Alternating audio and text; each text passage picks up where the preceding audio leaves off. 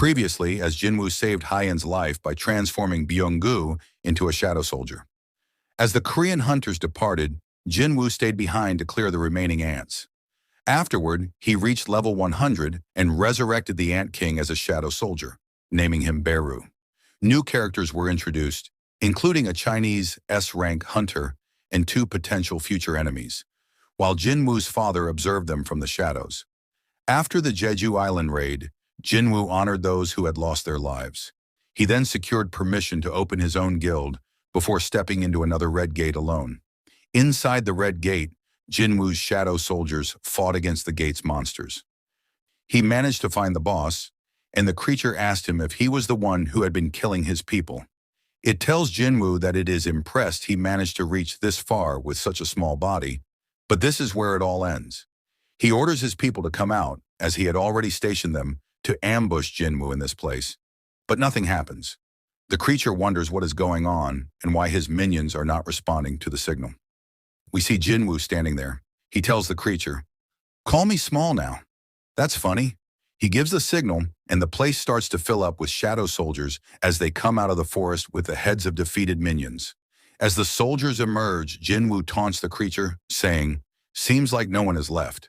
The creature wonders what is going on, and all of a sudden, he gets hit in the face by something. As he checks, it is another one of the dead minions. He looks towards Jinwoo, who is standing alongside his army.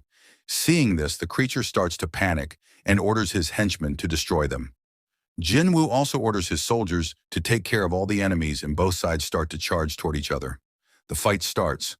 The shadow soldiers were far superior compared to the advancing enemy, and they started to take out all of them without any issue. Meanwhile, Jinwoo was making his way toward the boss as Tank cleared the path for him. Seeing this, the boss gets furious and charges toward Jinwoo. But before he could do anything, Beru, along with Igris, starts to cut it down. Beru cuts off one of its arms, while Igris chops off its leg, and the creature falls to the ground. As it looks up, it sees Tusk towering over him, using his ability, inverse gravity, to pin the beast to the ground. With the boss pressed against the ground, Jinwoo slowly advances toward it. As he gets to the creature's face, he tells the thing, "Now you will answer my questions. It will be less painful for you if you do."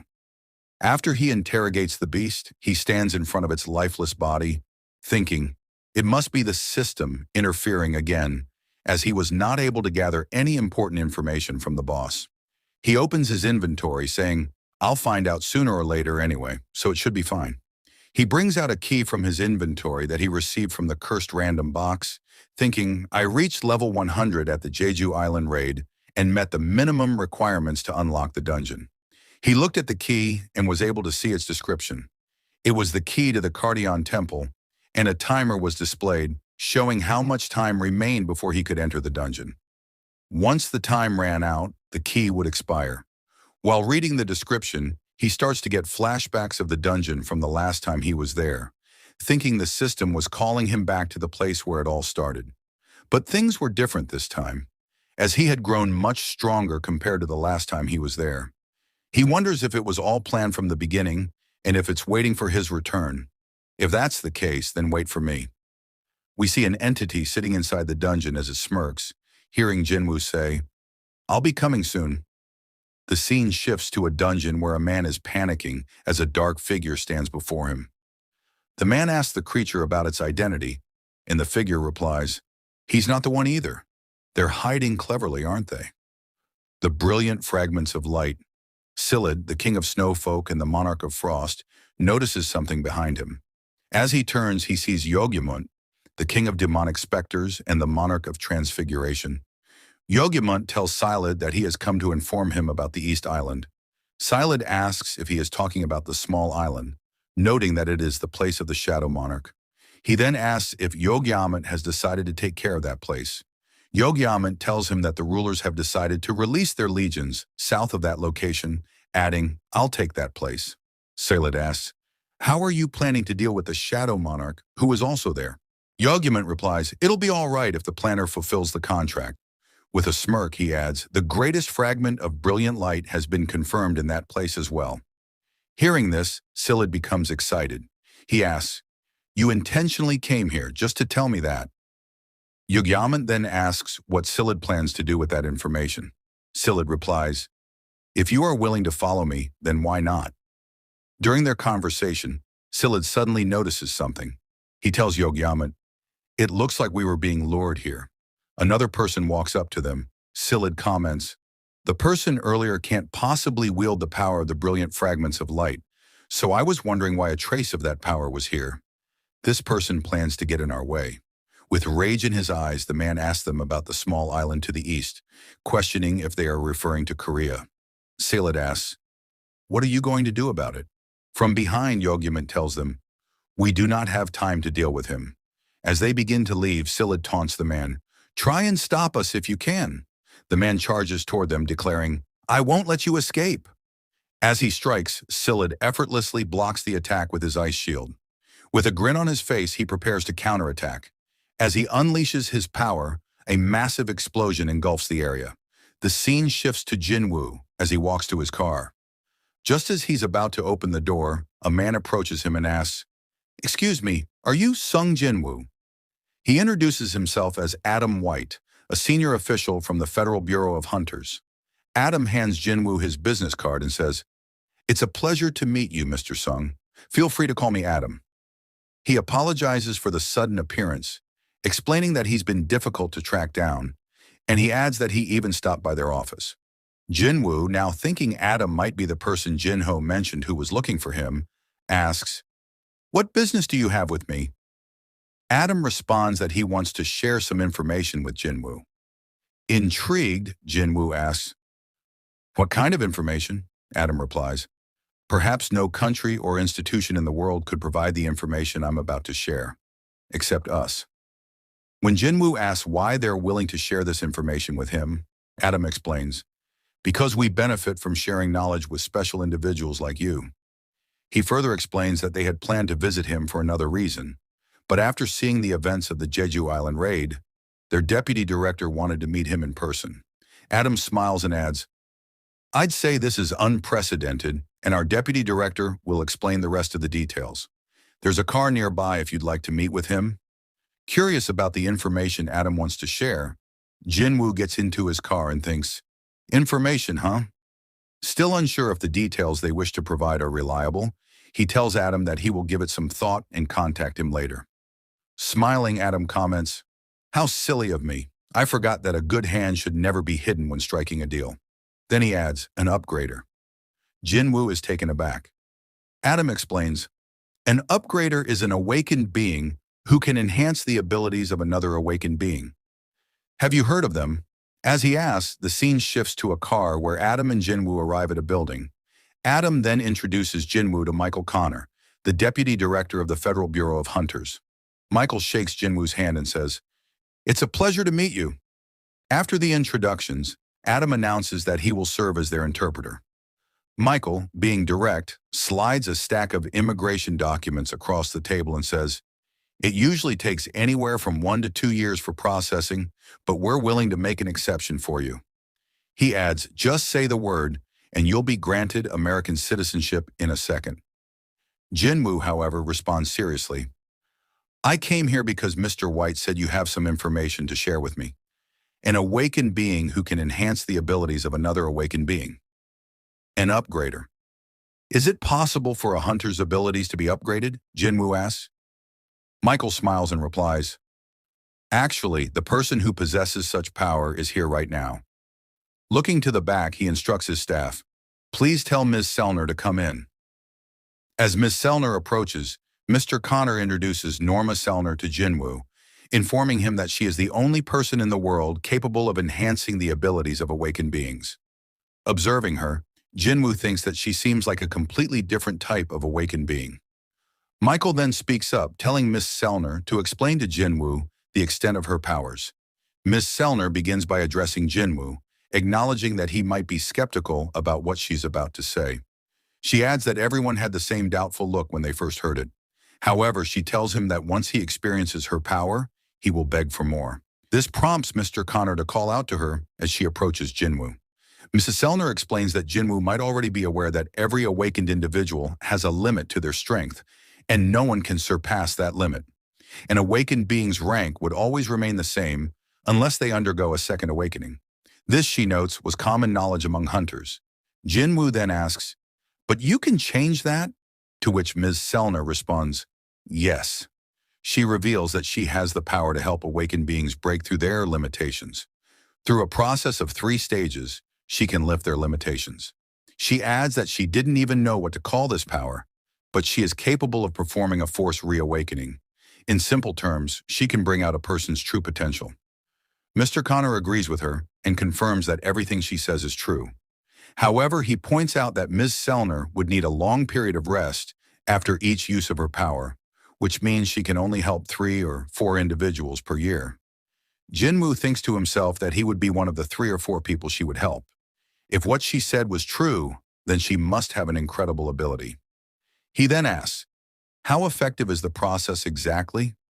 Ms. Selner explains that the results vary for each individual, but after going through all 3 stages, an individual would experience a strength increase of anywhere from 20% to 30%. Upon hearing this, Jinwoo is stunned.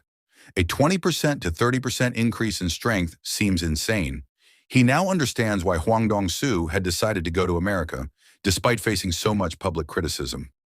Jinwoo thinks to himself, who would turn down such an offer?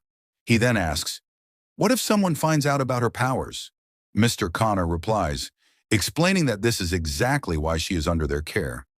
They ensure her safety while compensating her with a suitable salary. In return, Ms. Selner would help enhance the abilities of their selected hunters. Mr. Connor then introduces her again to Jinwoo, explaining that her power would be used on him as a gift. Still doubtful, Jinwoo asks, "You mean as an offer?"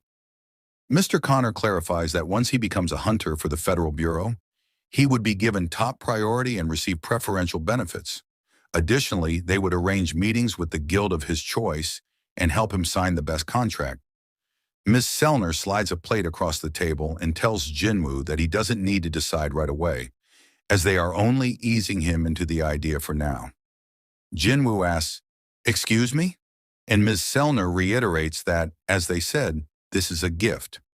Afterward, Mr. Connor asks for permission to lift his limits. Jinwoo asks, "For nothing in return?"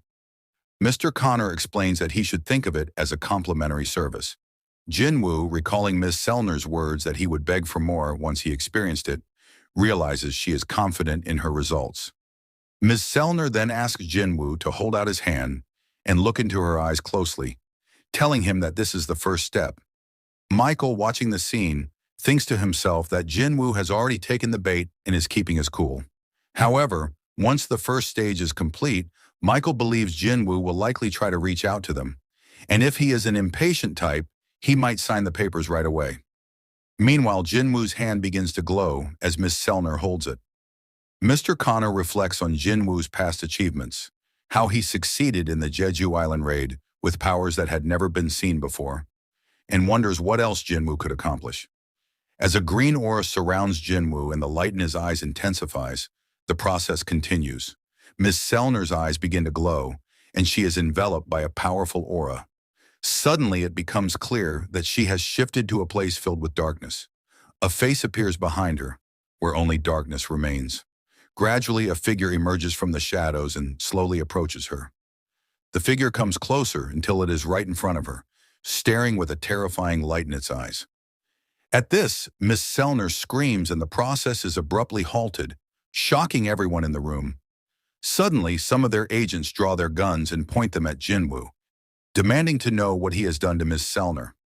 Mr. Connor angrily shouts at them, asking if they have lost their minds and if they don't recognize who Jinwoo is. He calls them morons and tells them to go check on Miss Selner if they are concerned. Bowing his head, Mr. Connor apologizes to Jinwoo for the agent's behavior, saying they had stepped out of line. Still shocked, Jinwoo replies, "It's all right." Angrily, Mr. Connor approaches one of the agents and tells him that if they had done something like this to Thomas Andre or Lu Jigang, they would all be dead by now. He coldly orders, "Got it." The agent, terrified, quickly agrees. Mr. Connor then asks Ms. Selner what happened, noticing that she is still trembling. He remarks that she is drenched in sweat and asks if she is feeling unwell. After that, Mr. Connor explains to Jinwoo that Ms. Selner is feeling unwell and asks if it would be okay to reschedule the procedure for another time. Jinwoo agrees. Mr. Connor then instructs Adam to escort Jinwoo out of the room. Once Jinwoo has left, Mr. Connor turns to Ms. Selner and asks what happened. Her face is still filled with fear, and her hands tremble as she stutters, "He's a king, and a powerful one at that." Mr. Connor is stunned by her words and asks if she means Jinwoo is as strong as a national-level hunter. Ms. Selner shakes her head, unable to explain further, and reveals that she hasn't experienced anything like this before. "He is a king," she repeats, "but not an ordinary one." She explains, adding, "While I was looking at him, he was also looking back at me, an infinite darkness within him." Ms. Selner says that there is no limit to his power. Fast forward, we see Jinho sitting in the office as he takes care of some business. He says, "These haters, sending complaints after getting sued and crying like kids, that won't work." After some time, he finishes his work and thinks he has managed to single out all the groups slandering Jinwoo. As he rests, he sees Jinwoo standing behind him, who tells him, "You sure are working hard." Jinho thinks. He comes and goes without even making a sound. Jinwoo asks if there was any trouble. Jinho tells him everything is going smoothly and asks why Jinwoo is dressed like that. Jinwoo hands him a bag full of magical cores, saying, "You said we needed money for the guild." Looking at that, Jinho tells him they don't need to worry about salaries for the employees. Jinwoo asks what he means, and Jinho reminds him they need another member for the guild. To hire someone, they need to pay them salaries. Jinwoo tells him, "Even if we need a member to just fill in the empty space in the guild, we want someone who is sincere, who can stay and work with us." Jinho, with a serious look, tells Jinwoo there is one more urgent thing they need to take care of first. They need a name for their guild. Hearing that, Jinwoo tells him, "I thought it was something really serious." Jinho tells him, "This is a very serious matter." He starts suggesting names like Sungyu Guild after Jinwoo's last name, even though Yusung sounds more natural. Or maybe they could be the Wuho Guild, after the last characters in their names, or Jin Guild, using their middle characters. Hearing all the suggestions, Jinwoo decides to name the guild Solo Play Guild, explaining, "After all, it's a solo player guild."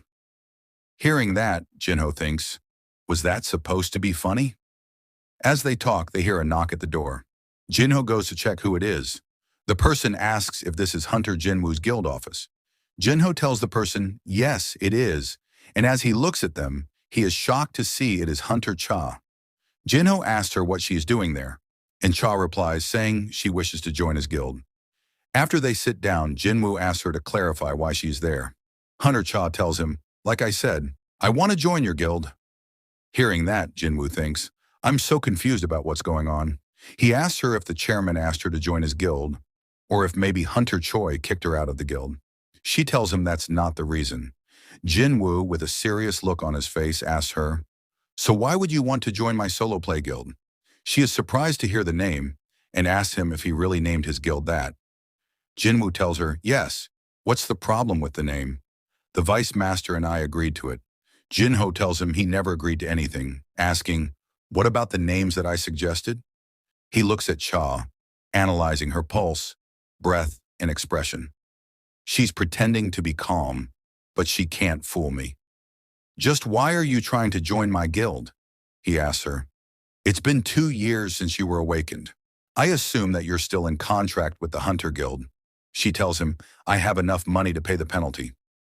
Hearing that, Jinwoo thinks, she is even willing to pay the penalty. He tells her, "Our guild currently doesn't have enough resources to compensate for a hunter like you." She tells him, "That's no problem, as I don't need a down payment either." He asks her, "Why would you want to join our guild then, as there is nothing for you to gain here?" She starts thinking, how should I explain this? Even if I do, it'll definitely sound crazy because at first I was just drawn by the fact that his mana didn't smell like the other hunters. But during the Jeju Island raid, I thought I was going to die. The story shifts to the past when Cha regained consciousness after the Jeju Island raid. She asks the chairman where she is, and he explains that she is inside a helicopter, and they had just landed at the Hunters Association. He says, "Soon they'll send you and the hunters to the hospital." She asks about Jinwoo, and if he was the one who saved them from that monster. The chairman tells her, yes, it was him. Hearing that, Cha thinks, it wasn't a dream, and wonders, I almost died this time. And a similar situation might happen in the future, where I can't possibly avoid death. We see Cha in the present as she is thinking about how she should explain everything to him. She starts to blush, thinking, I wish to stand by your side till the very end. Seeing her like this, Jinwoo wonders, what's up with her? Is it something she can't tell me? As she tries to calm down, Jinwoo thinks, why can't you answer me? Looking at her blushing face, he can tell that she is hiding something. He asks her, so you won't answer me? Cha replies, I want to live comfortably. Is something wrong with that? Hearing her answer, Jinwoo thinks, Hunter Cha is only 22 years old, and the burden of being an S rank must be hard for her. The hunters also suffered greatly during the Jeju Island raid, so I can understand why she wants to join us. Jinwoo tells her, there's an entrance test for our guild. She tells him, that wasn't in the recruiting notice. Jinwoo tells her, maybe the guild vice master made a mistake since it's a new rule. He asks Jinho to go and fetch them some drinks and snacks. After he leaves, Hunter Cha asks him, what kind of test is it? Jinwoo tells her, you have to win against one of my summons. Cha asks him, am I that much of a weakling in your eyes? What kind of summon is it? Jinwoo, hearing that, tells her, for you, Hunter Cha, I'll use my strongest summon.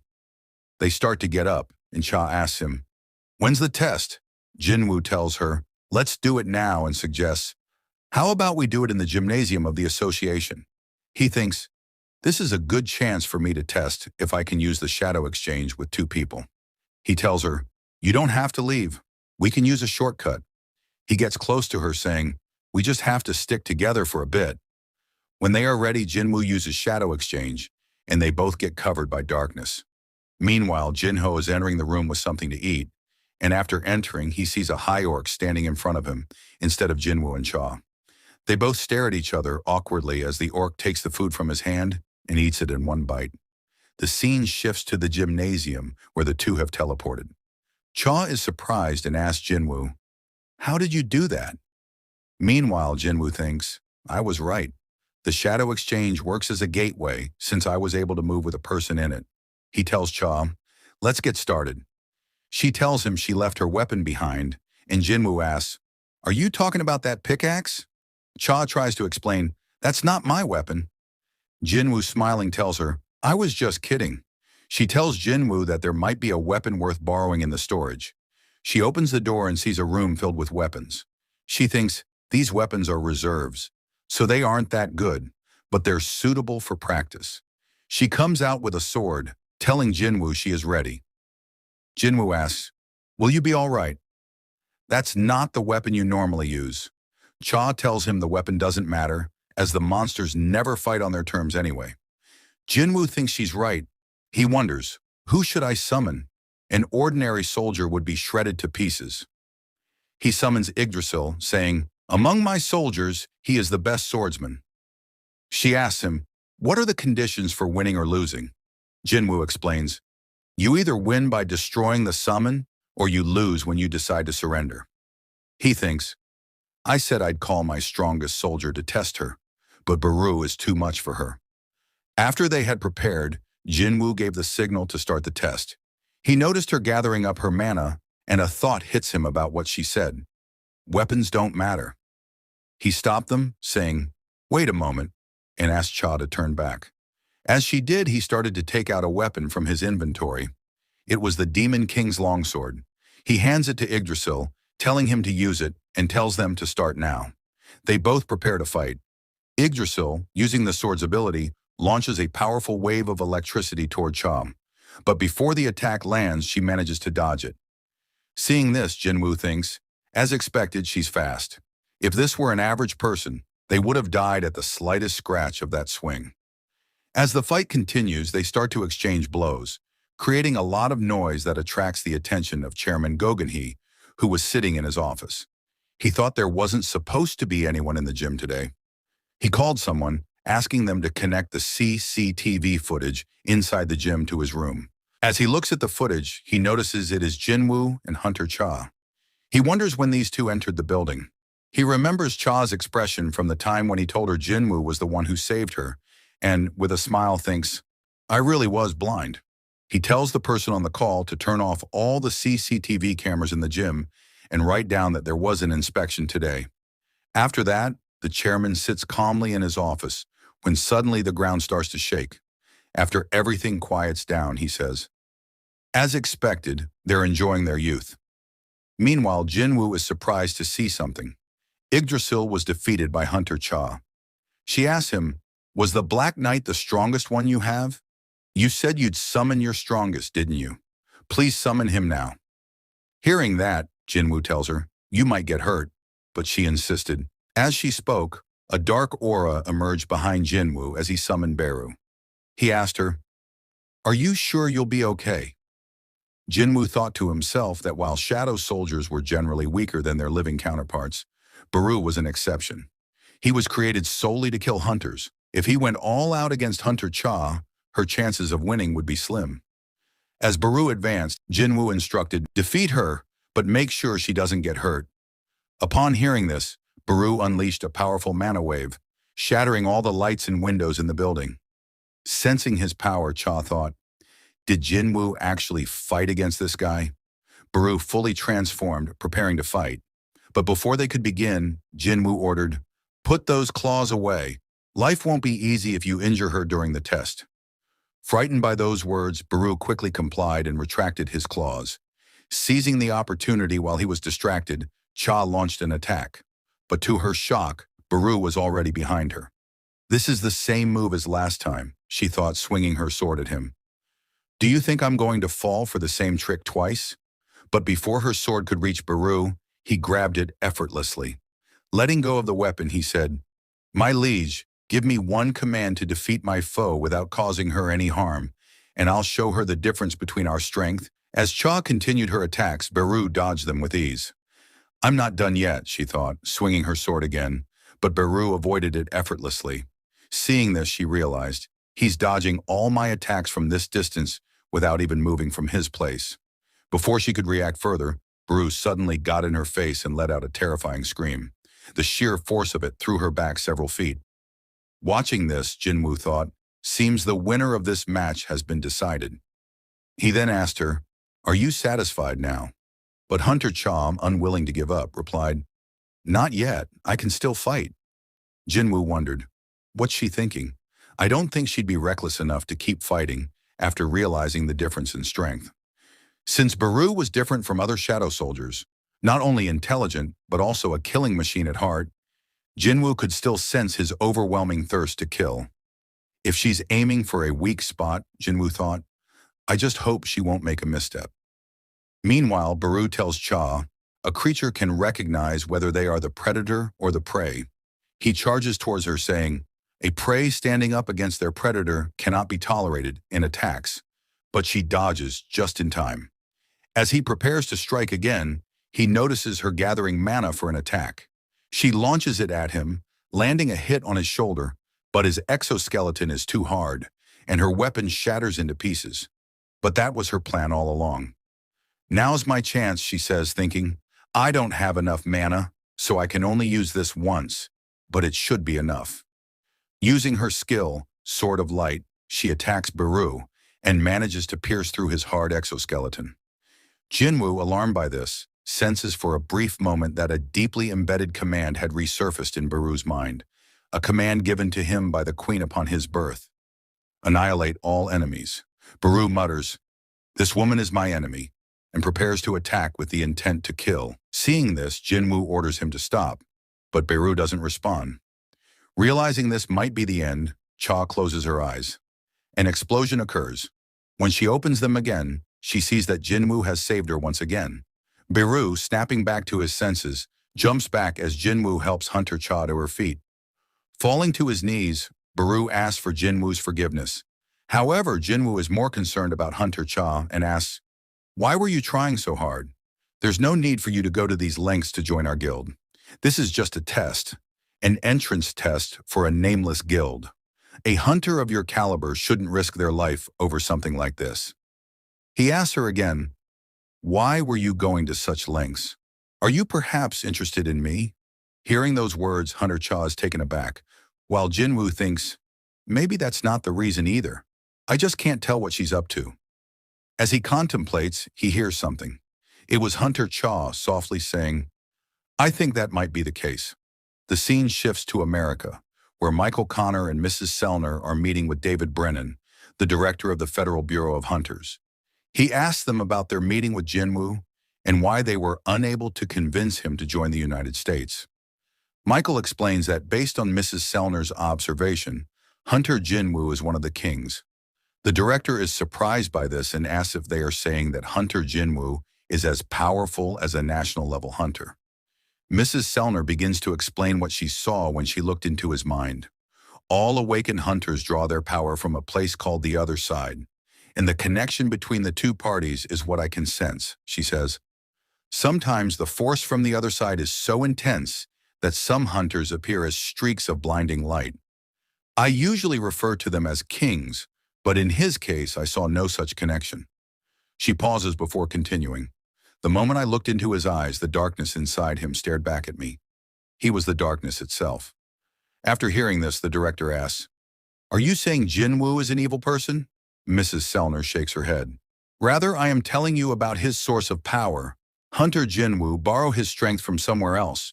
He does not use a connection to channel his power like the other awakened. He relies on his own strength, so the limitations of the connection don't apply to him. Michael asks if she is saying that there is no limit to Jinwoo's power and that he can grow even stronger. Mrs. Sellner nods and tells him, Yes, that is what I'm saying. After hearing all that, David Brennan gets up and starts to leave, thanking Mrs. Sellner for the information. He asks Michael to join him as he heads to the basement. Level 24.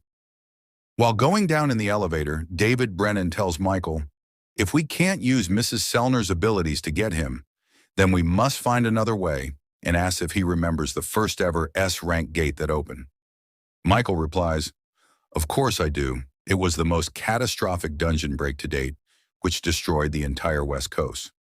David Brennan explains, During that incident, America recruited the world's strongest hunters by offering them a huge reward, and out of those hunters, only 5 survived the raid. Each of them was given authority equal to that of a nation, which led to the title of national-level hunters. He continues, Kamish, the dragon also known as the inextinguishable flame, was a monster that single-handedly killed hundreds of top-rank hunters, but there was a silver lining to that tragedy. Michael asks if he was referring to that as the door opens. David Brennan tells him to see for himself. Michael is surprised to see a runestone that was found in Kamish's corpse. David Brennan tells him it's been 8 years since the Kamish raid, and there has yet to be a mage-class national-level hunter. So this runestone has been waiting in this cold basement for its rightful owner to arrive. However, Kamish will once again bestow a valuable gift upon this great nation. The story scene to Jinwoo, who is standing in the shower, looking in the mirror, unable to believe that a girl told him she is interested in him. He thinks, I can definitely tell that since my reawakening, I've grown a few inches and gotten in better shape. But am I really that attractive? Could it be because of the buffs I gained from the skill Will to Survive, that any damage to my body is restored? Is that why my skin cleared up too? He goes to Jinoa's room and asks her, How would you rate me? She asks. In terms of what? Jinwoo responds, In terms of my attractiveness. She asks him, Where the heck is that confidence coming from? In my eyes, you just look like a bum. Hearing that, Jinwoo gets annoyed and says, Thanks for your biased opinion, and she starts kicking him. He tells her, Keep that up, and you'll end up breaking your leg. Did you forget who your big brother is? How does a bird brain like you even get into school? She tells him she is at the top of her class. After that, Jinwoo tells her he was planning on forming a new guild, and she asks if he will be the big boss now. While she tells her friend on the phone about their conversation, Jinwoo asks her what she thinks about the name Solo Play Guild, and she tells him, Why would you name your guild that? You use your abilities to summon those shadow soldiers, so technically, you're not a solo player. Jinwoo thinks that's a good point and asks her what he should name his guild. She suggests A Jin Guild, explaining that the character A means I, and Jin means to go forward. Hearing that, Jinwoo shows some interest in the name. The scene shifts to Hunter Cha's house, where she is making a fuss in her room, remembering today's incident. She says, I basically told him that I like him. He probably thinks I'm crazy, but he did save my life. So of course, I'd be interested in him. Thinking, it's perfectly okay. Who am I kidding? Everything is totally not okay. As she lies there, she starts to think. Strictly speaking, I was able to survive because of Hunter Min's healing ability. As she continues to think, she suddenly recalls something. She remembers that when she was unconscious, she saw something in a vision. As she remembers, a hand grabbed her while she was drifting away. The person asked her, please tell him. And as she looked back, it was Hunter Min who was asking her to tell him that he must be careful. Tell Hunter Jinwoo that he must be careful of the power that lies within him. Remembering that, she springs back up, saying, I remember now. Fast forward to the next day, we see Young Yuntai tells Park Jing-soo that yesterday a gate appeared in their territory, but it will be difficult to get a raid permit for it. According to the Hunters Association, the gate's rank is quite high. Park Jing-soo asks if it is an S-rank gate. Jung Yuntae replies no, but they say it's near to being one. Hearing that, Park Jing-soo tells him that they all could end up dying in there if they are not careful. Jung Yuntae explains if it was an S rank, giving up would have been the best option as they don't have the manpower for such a powerful gate. But they are one of the 5 major guilds in the country, so people might start talking if they fail to clean it. Adding, the guys over at the Fame Guild will jump at the opportunity if they pass on this gate. Hearing that, Park Jing-soo gets furious, saying, are you saying we should just spoon-feed a gate that spawned right in front of our yard? Jung Yuntae, scared, tells him, I was just letting you know, that's all. As they are discussing what to do, a woman comes from the back and asks them, why don't we just form an alliance with another guild? Then Park Jing-soo asks if there will be another guild that might agree to that, when it's obvious that they are only asking for help because they don't think they can clear the gate by themselves. He was telling her that he remembers Jinwoo. Young Rim tells him, you know who I'm talking about. Park Jing-soo thinks creating an alliance might give them a bad name, but the public might acknowledge them more if they join forces with Hunter Jinwoo and ask what Hunter Jinwoo is up to these days. Young Yu-tai reports that he recently cleared a gate that spawned in the middle of a highway, but besides that, he's been keeping a low profile and asked Park Jing-soo if he wants him to get his contact info. But Park Jing-soo stops him by saying it wouldn't be right to handle such an important matter over the phone and tells them, let's go pay him a visit. The story shifts to Jinwoo, who is talking with Jinho about the name of their guild. He suggests the name, A-Jin. Hearing that, Jinho agrees with him that this is the perfect name, while thinking anything is better than Solo Play Guild. After deciding on the name, Jinwoo tells him, now we just need to recruit one last member, and we will officially form a guild. Jinho asks him what happened with Hunter Cha. Jinwoo tells him, I don't think it'll work out with Hunter Cha. She's not exactly who I've been looking for.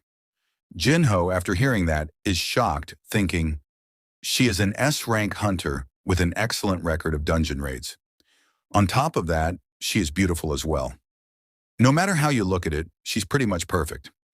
He asks Jinwoo what kind of person he is looking for anyway. He tells Jinho that someone with a hunter's license is not interested much in their guild activities, but it should be someone he can trust. Hearing that, Jinho tells him, I think I have a couple of people in mind that can fulfill your requirements. As they are discussing, they hear a knock on the door. Jinwoo goes to answer, thinking, don't tell me it's Hunter Cha again. As he looks, he sees Park Young-soo along with Young Yerim and Young Yuntai, who introduces himself as the guild master of the Night Guild. Seeing them at their door, Jinwoo and Jinho wonder why they came to their guild office. After the introductions, they sit down, and Park Young-soo starts to explain the situation to Jinwoo. He shows him a video of the gate that recently appeared in Korea. He tells Jinwoo that this gate is huge in size and was giving out a massive amount of magic energy. Jinwoo asks if it was an S-rank gate. Park Young-soo tells him no, but it is close to being an S-rank, adding, this is the largest gate to ever appear in Busan. Hearing the location of the gate, Jinwoo started to wonder if he should meet with Miss Jae-hee like the old times and have her treat him to sashimi. Meanwhile, Park Young-soo was telling him the reason for his visit was because the association doesn't want to issue the raid permit to their guild, as their guild lacks an S-rank hunter, and asks Jinwoo to join them in this raid so they can acquire this gate. Jung Yoon-tae, in the back, was thinking if she should ask for Jinwoo's autograph. Park Young-soo proposes the deal to Jinwoo, saying usually when an S-rank hunter participates in a raid, he takes 10% of the share, but he is willing to give him 20% of the profits for this dungeon. Jinwoo, hearing that, tells him to make it 50-50, adding, "I will cooperate if you are willing to ally with my guild and not just with me as an individual," telling them he just happened to establish a guild under the name of Jin Guild. Park Young-soo tells him, "In that case, let's do it 40-60. Jinwoo tells him he wasn't trying to bargain with the Night Guild, as he was not the one who needed help. Hearing that, Park Young-soo thinks, "I thought things would work out just fine because he's still young and looks friendly, but I see now that he is no pushover," and agrees on the condition that Jinwoo will take care of the boss. After the discussion, Park Young-soo tells Jinwoo that the gate appeared a couple of days ago, so they need to start the raid tomorrow at the latest, and asks Jinwoo to come with him. But Jinwoo tells him, "No, I will see you guys tomorrow. I have some errands to check on," saying, "I won't make you guys wait." While talking, Jinwoo receives a call and wonders who it is. He excuses himself, saying he'll be back after attending this call. He answers the phone, and it is his mother. He asks her if she bought a new phone and if she was calling at the wrong time. Jinwoo tells her it's nothing like that and tells her, "Let's have dinner together tonight." Fast forward to the next day, we see a huge crowd next to the gate in Busan. These were all hunters from the Knights Guild who were preparing to participate in the raid. Park Young-soo, already in his armor, was looking at his phone thinking, "We should have made him come with us yesterday," and wondered if he was going to be late. Looking at the time, he said, "We will be leaving in 5 minutes. Meanwhile, Jinwoo was getting ready to head to the location. Looking at the weather, he wondered if Gina brought an umbrella with her, and using his shadow exchange, he teleports to the location. The scene shifts to Gina's school, where some students are walking in the hallway, discussing the art teacher who was making them do all the work that he was supposed to do himself. After arriving in a classroom, they notice it was all dusty, as the place had been closed for a while and no one had cleaned it. In a corner, one of the students notices something. He sees a gate and tells his friends about it. He approaches it, saying, "What are you scared of? The gate is secure when it is closed like this, and only the hunters can enter or come out of it. He says it will take about a week for the gate to open." Hearing that, one of the boys tells them that the place had been neglected for the whole semester. As they were talking, they failed to notice that cracks had started to form on the gate seal. All of a sudden, a hand comes out of it, grabbing the head of the boy standing next to the gate. He starts to struggle, trying to free himself.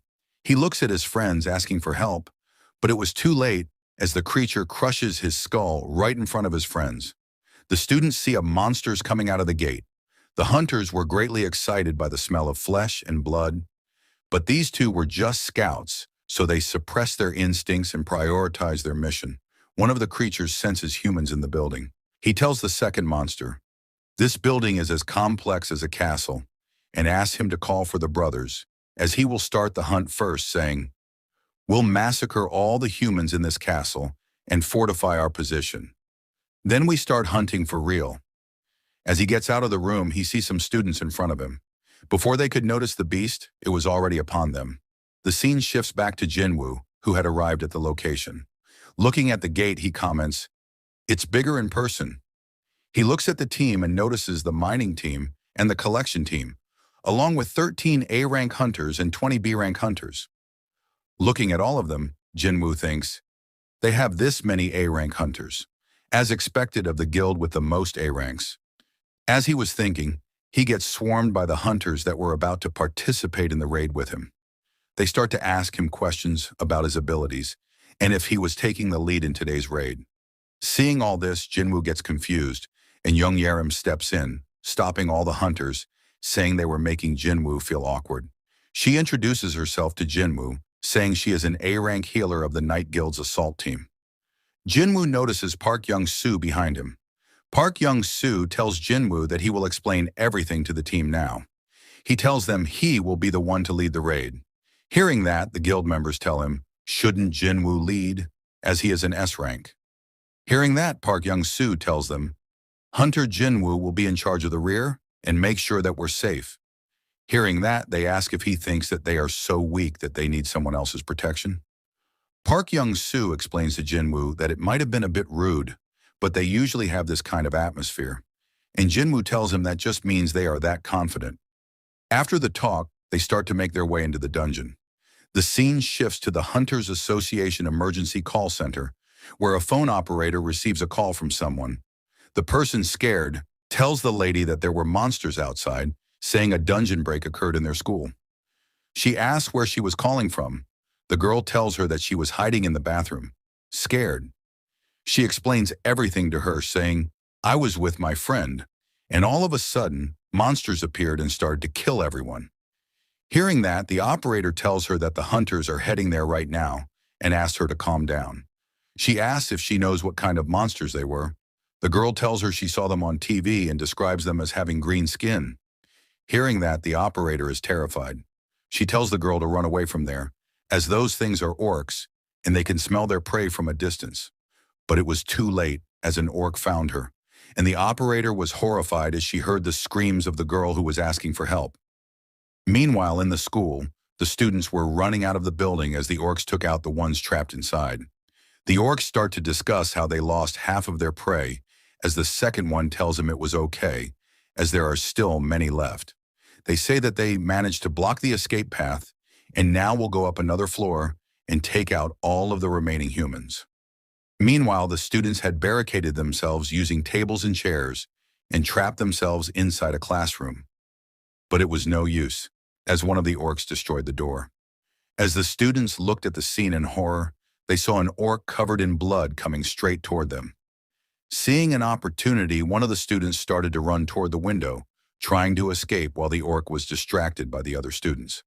As he got close to the window, he saw two red eyes staring at him. Before he could react, he saw an axe coming straight toward his head. In the blink of an eye, it was over for him, as more orcs surrounded the classroom. One of them sensed a student with magical energy. He told the leader about that, and he told them to kill her first. We see Jaina and Han Song-yi standing at the back, scared, as she calls for her brother. Han Song-yi, seeing no way out, tells Jaina, "Even though I'm an E rank, I am an awakened," and prepares to fight while Jaina is trying to stop her. As the orcs approach them, one of them asks if that is the human he was talking about. The second orc tells him, "No, I sense something much more powerful right next to her." It swings its axe toward Jaina, saying, "The smell is coming from that girl. She must die." Both girls close their eyes, but as Jaina opens her eyes, she sees a high orc standing in front of her who managed to stop the attack. Looking at it, she understands it was her brother who had placed these soldiers around her for her protection. With one swing of a punch, the high orc managed to launch the orc into the air, and it went flying through the ceiling, shocking the rest of the monsters in the room as three huge orcs surrounded Jaina. The scene shifts back to Jinwoo and the Knights Guild, who had entered the dungeon. Park Young-soo shouts and tells everyone, "It's an ogre," and they all see a towering giant, a two-headed ogre, standing in front of them. As the creature swings its weapon at the hunters, Park Young-soo, using his ability, creates a shield in front of him. With full force, the monster strikes at the shield, but it was no use as the barrier was strong enough to block the strike. He orders Yoon Tae, who starts to run toward the monster's face. Running on its axe, he manages to blind the beast and tells the rest of the hunters to deal as much damage as they want now. Hearing that, all of the hunters start to charge toward the beast. They begin chopping it to pieces, and using their magic, the mages burn the thing to a crisp. After they manage to take out the creature, Park Young-soo tells the team to regroup for a moment. He tells Jinwoo that things don't look good. "I knew this would not be easy, but I didn't expect us to fight a twin-headed ogre from the start." He asks Jinwoo if he knows the second name for these twin-headed ogres, and Jinwoo tells him they are called gravekeepers. Park Young-soo tells him that's right, which means there would be an army of undead awaiting them. He hears Jung Yoon Tae telling him that he jinxed it and asks if they should attack them. But they notice that the undead are not approaching them. They are just standing there staring at them. The hunters start to discuss that something seems off about them as they back away. Usually they charge on sight. Hearing them talk, Jinwoo thinks, "I had high expectations since this was a high-tier A-rank dungeon, and all of a sudden he senses something. He tells Park Young-soo that he is leaving as an urgent matter has come up. Hearing that, Park Young-soo tries to stop him, saying, "Without you, we might get ourselves into danger." Jinwoo tells him, "In that case, I'll call over someone just as reliable as me. He'll take care of you and your hunters from here on out." Seeing the creature, all of the hunters are shocked as they recognize it as the ant from the Jeju Island raid. Jinwoo tells them, in that case, there is no need for introductions, saying he would take his place in this raid. He orders Beru to protect the humans and do as he pleases with the rest of the monsters. Hearing that, Beru lets out a loud noise as he prepares to fight. Meanwhile, the hunters watch as Beru massacres all the monsters present in the area. After they are done with the monsters, Jinwoo tells the hunters that these monsters here will help them. 20 are more than enough for this dungeon. He starts to leave, but they stop him, asking if he is really going to leave after setting all of the shadows loose. Jinwoo, annoyed, looks at them with anger, saying, "I'll dismiss them before I go if you'd like, but I don't think that would help you out." Seeing him like this, both of them get scared.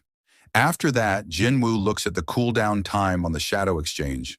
It still has 1 hour and 42 minutes left, so he starts to run toward the exit. Seeing him go, Park Young-soo is in disbelief that he left. While running, Jinwoo thinks, "I keep getting signals from the shadow soldiers I left with Jaina. I have a bad feeling about this." He sees a bunch of undead blocking the path. Seeing that, he gets furious and says, "Out of my way." Hearing that, all the undead clear a path for him while kneeling down. Seeing this, Jinwoo wonders, "What's going on? Are they kneeling before me because I'm a high-class necromancer with the ability to command the undead?" But he ignores that and jumps over them, calling Kaisel and starting to fly out of the gate. Seeing him, everyone gets excited as they recognize the wyvern as Jinwoo's summon. While Jinwoo asks Kaisel to take him to his sister as fast as he can and uses his skill to increase the stats of Kaisel by 50% so it can fly faster. The scene shifts to the school, where the shadow orcs were eliminating the monsters. They cleared the room, saving the remaining students in the process. The students couldn't believe that these monsters had actually saved them. Jaina approached one of the orcs, asking if her older brother was there. She began calling out for Jinwoo, but the shadow orc stopped her, pointing toward the door as the sound of approaching footsteps echoed through the room. Meanwhile, in another location, an orc sat on a throne, while one of his subordinates reported to him, "The final restrictions have been lifted, and we can now enter the human world." The monster declared, "I am the chief of the Red Blade tribe, and nothing can stop me now." His subordinate informed him that high orc warriors were assisting the humans. The chief, irritated, asked, "How many?" The subordinate replied, "3. Hearing this, the chief became enraged and scoffed. "To think that the great orc warriors cannot handle 3 high orcs? How pathetic." Picking up his weapon, he commanded, "Lead the way. It's time for slaughter." Meanwhile, back in the dungeon, the hunters grew anxious, seeing the insect monsters swarming around them. They pleaded with Park Young-soo. They feared that if the monsters considered them enemies, they wouldn't stand a chance. Park Young-soo, however, insisted they couldn't just leave. "If we back out now, there will be no way to deal with the reporters outside. We can't stop just because we're afraid of some summons." Just then, Beru suddenly approached him. Seeing Beru up close, Park Young-soo was terrified but kept his composure. He said, "Let's go." In an instant, Beru vanished and reappeared in front of him, startling him so much that he fell to the ground. Without a word, Beru tossed something toward him before turning to leave. The rest of the hunters rushed to check on Park Young-soo, asking if he was all right and whether they should follow the monsters. Instead, he told them, "First, let's take a look at this." As they examined what Beru had brought, they realized it was the head of the Death Knight. Staring at it in shock, Park Young-soo muttered, "It killed the highest-ranked monster in an instant.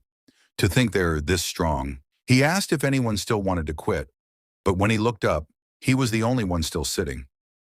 The rest of the hunters had already started following Beru and the other monsters. Back at the school, the Shadow High orcs were trying to protect Jaina from the attacking orcs, but the chief was too powerful for them. He declared, "Orc tattoos are a symbol of victory. They are proof of how many enemies I've slain." He then attacked, taunting, Keep me entertained, High Orc warriors. However, one of the Shadow High Orcs blocked his strike, impressing the chief. You managed to stop my sword, he said, but you have no chance. With that, he sliced through them. Yet the soldiers began regenerating instantly. The chief was stunned. Is this some kind of spell? No matter how much he cut them, they kept coming back. Suddenly, he started hearing voices in his head, urging him to kill humans. It's getting worse. I need to end this quickly. Realizing the soldiers were likely controlled by someone, he thought, if they move because of magic, I just need to take care of their controller. His eyes then locked onto Jaina, hiding behind the High Orcs. He ordered his minions to seize her, instructing them to keep attacking while the High Orcs were momentarily powerless during regeneration. Slowly, they overwhelmed all three Shadow Soldiers. Panic spread among the students as the chief grabbed Jaina by the mouth, lifting her into the air. As I suspected, it's you. I can sense the magic power. Jaina trembled in fear. But just as the chief prepared to finish her, something outside the window caught his attention.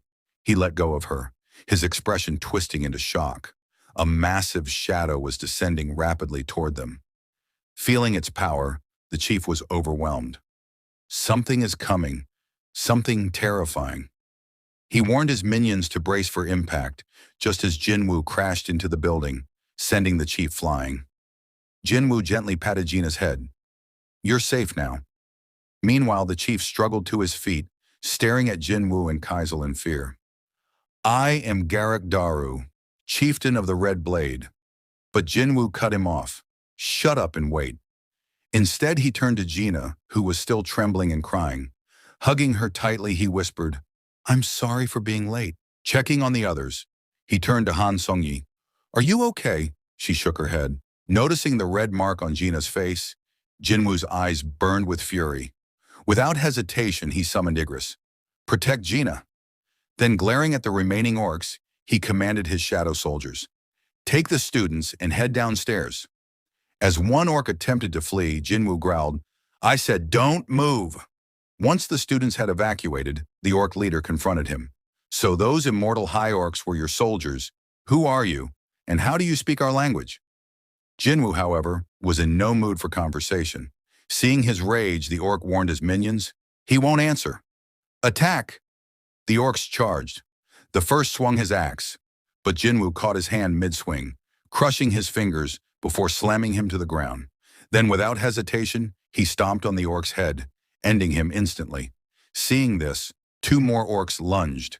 Using Dominator's touch, Jinwoo stopped them in midair and clenched his fist, turning them both into mush. Now furious, the remaining orcs swarmed him, but Jinwoo tore through them mercilessly, pushing forward until only one orc remained. The last orc, trembling in fear, found itself pinned to the wall by Dominator's touch. Jinwoo grabbed it by the mouth. Why, he demanded, why do your kind want to kill humans so badly? The orc, terrified, confessed, the voices in our heads tell us to kill. Jinwoo narrowed his eyes. And what about now? Can you hear those voices when you're near me? The orc stammered, begging for forgiveness. Jinwoo tightened his grip. Answer me. Do you hear them now? When the creature failed to respond, Jinwoo summoned his dagger. As I thought, I'm not even human in your eyes, am I? But it doesn't matter. I'll forgive you. His eyes gleamed darkly as he raised his blade. Just don't expect the process to be painless. Back in the dungeon, young Cha Hyen was pulling on something, saying, Don't you know how expensive that is? She was trying to stop one of the shadow ants from eating a monster. She told it that vampires were very valuable and not to eat them, but the ant scratched her shoulder and continued devouring the monster. Seeing this, Baru approached her and started healing her injuries. She thanked him while thinking, how can a summoned creature cast better healing magic than me? As they entered the boss room, they saw a monster hovering in the air, surrounded by several minions. The hunters recognized them as the Arch-Lich and 10 Death Knights. Park Jong-soo recalled the incident in China, where a famous guild called Gold Dragon was annihilated by an Arch-Lich, which led to a dungeon break. He thought it was impossible for any normal A-rank hunter to defeat such a monster. As he was deep in thought, one of the hunters alerted the group that more undead were approaching from the rear. Park Jong-soo quickly ordered Cha-hai in to block the entrance with her magic. She created a barrier at the entrance, preventing the undead from entering. "I can hold this for only 5 minutes," she informed them. As Park Jong-soo considered their next move, he noticed Baru advancing toward the Archlich. The boss immediately recognized him as a shadow soldier of the monarch and demanded to know why the monarch's personal army was attacking them. Baru chuckled and said, "We were chosen by the monarch, and you weren't." The Archlich refused to believe it. "That cannot be. I will personally report this to the monarch." Baru simply laughed. "You talk too much for someone about to die," he said, leaping forward and grabbing the glowing essence from the Lich's chest. The monster screamed in agony as Baru crushed the orb in his hand. With the boss defeated, all the undead soldiers within the dungeon began to collapse and disappear. The hunters stood in shock, unable to believe that Baru had killed an Archlich in a single move. After the battle, Baru let out a triumphant roar. Watching him, Park Jong-soo thought, "I knew he was strong, but this strong." He then reflected on Sung Jinwoo's power. He figured that Jinwoo likely couldn't command all his summons at once, as doing so would rapidly drain his mana. However, based on their overwhelming strength, even if Jinwoo only summoned half of his army, he could still wield a force more powerful than a major guild. Back at the school, the Hunter Association had arrived to control the situation. Jinwoo was sitting with Chairman Go Gun-hee in his car. The chairman informed him that the 213 students who had quickly escaped were all safe, while only 10 others were rescued from the building. However, all the remaining students were gone. He then handed Jinwoo his phone, displaying a graph that showed the number of gates appearing in that area over the last 6 months. He explained that all countries were experiencing an exponential surge in gate appearances, as well as an increase in the number of newly awakened hunters. In other words, while the number of gates is rising, so is the number of hunters who can close them, he stated. Jinwoo then asked why the chairman wanted to meet with him today. In response, Go Gun-hee handed him a stack of documents, explaining, "People from Japan, the United States, China, Russia, France, the UK, Germany, and even some countries in the Middle East wish to meet with you. These documents contain their official requests." He added that some had likely already reached out through unofficial channels. While the association could protect Jinwoo's personal information as he had requested, they had no right to stop these foreign parties from making contact. The chairman then urged Jinwoo to consider staying in Korea, emphasizing that if he were to leave, the country would struggle to adapt to the global changes occurring. As they neared a hospital, the chairman informed Jinwoo that this was where his younger sister, Gina, had been taken. As Jinwoo prepared to leave, Go Gun-hee assured him that he would provide whatever resources were necessary if he chose to remain in Korea. He stressed that the nation had already lost 3 of its 10 S-rank hunters and could not afford to lose another. Hearing this, Jinwoo replied, "In that case, I'd like to enter high-rank gates alone from now on. Can you make that happen?" The chairman, surprised, asked if that was the reason Jinwoo had created his own guild. He thought to himself, a one-man assault squad, and acknowledged that while it would be difficult, it was not impossible. Fast forward, we see Yoo Jin-ho on a call with someone, inviting them to join their guild. The person on the other end was his cousin, Yoo Suk-young. Jin-ho tried to convince her to join their guild rather than becoming an ambassador for his father's guild. She questioned his reasoning. She was skeptical, asking if he was trying to recruit her for a guild that hadn't even been officially formed yet, and whether he was sure he wasn't being scammed by some shady guy.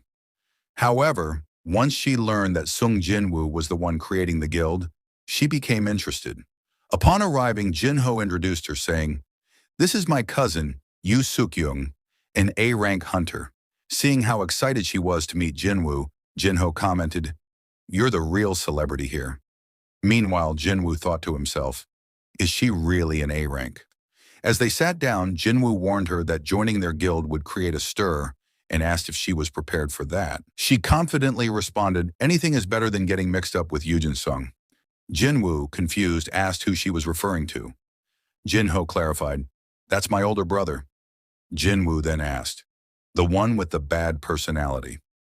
After their discussion, Yoo Suk-young asked Jinwoo if she could take a selfie with him to post online.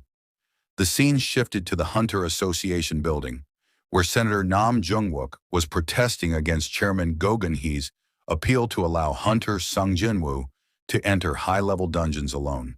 He told those present that the regulation had been put in place as soon as Hunter Sung Jinwoo established his guild.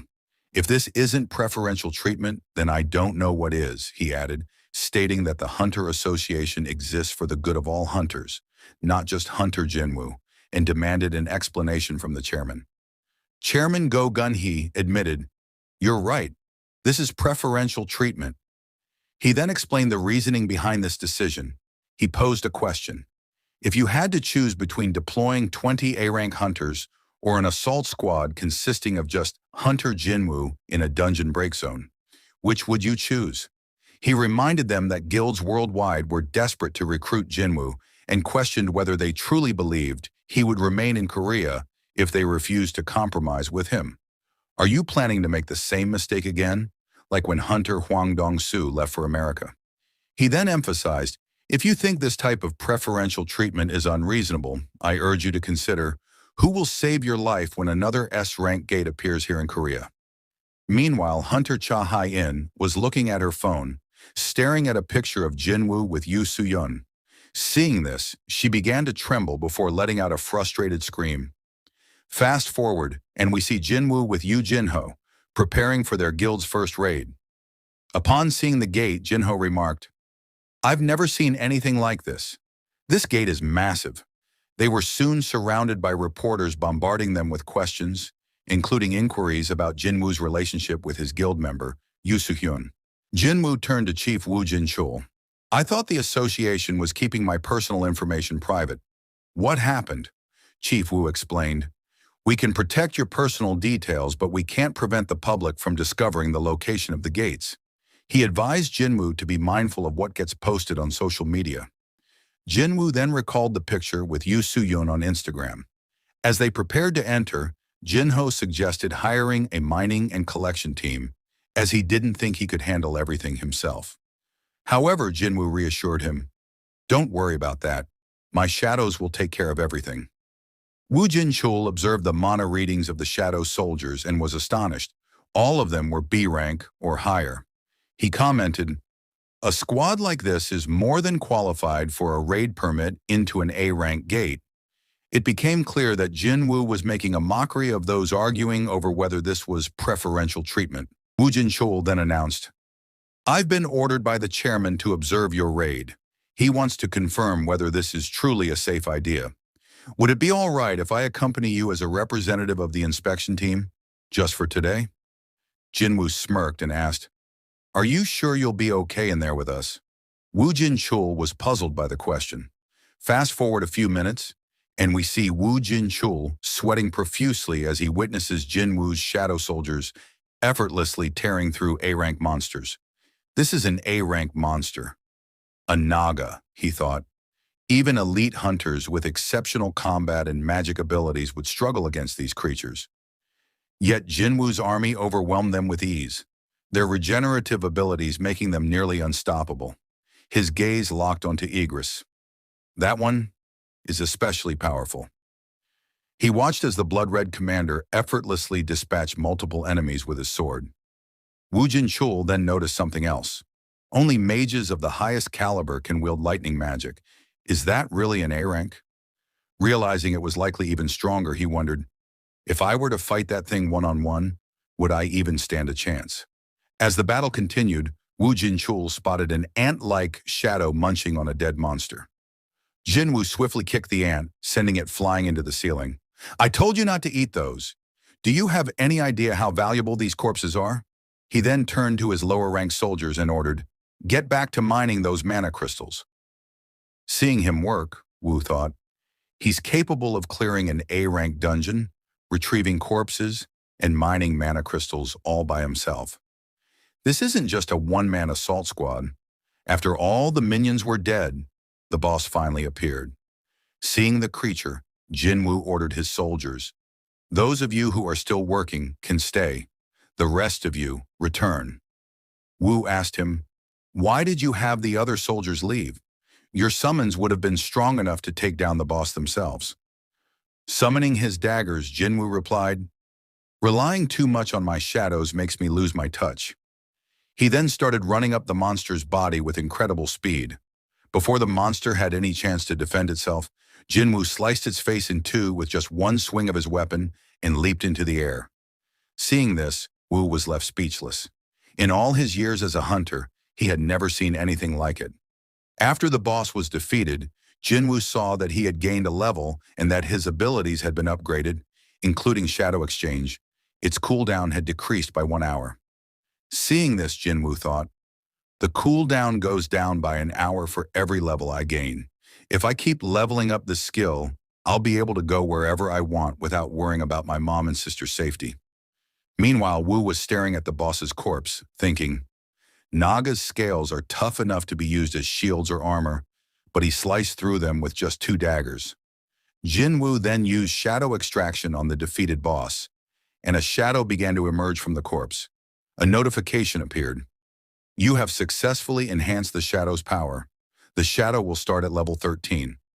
Observing the newly formed soldier, Jinwoo thought, "It's the same rank as Tusk, but starting at level 13, which means it's as strong as it was when it was alive. But it's much smaller now.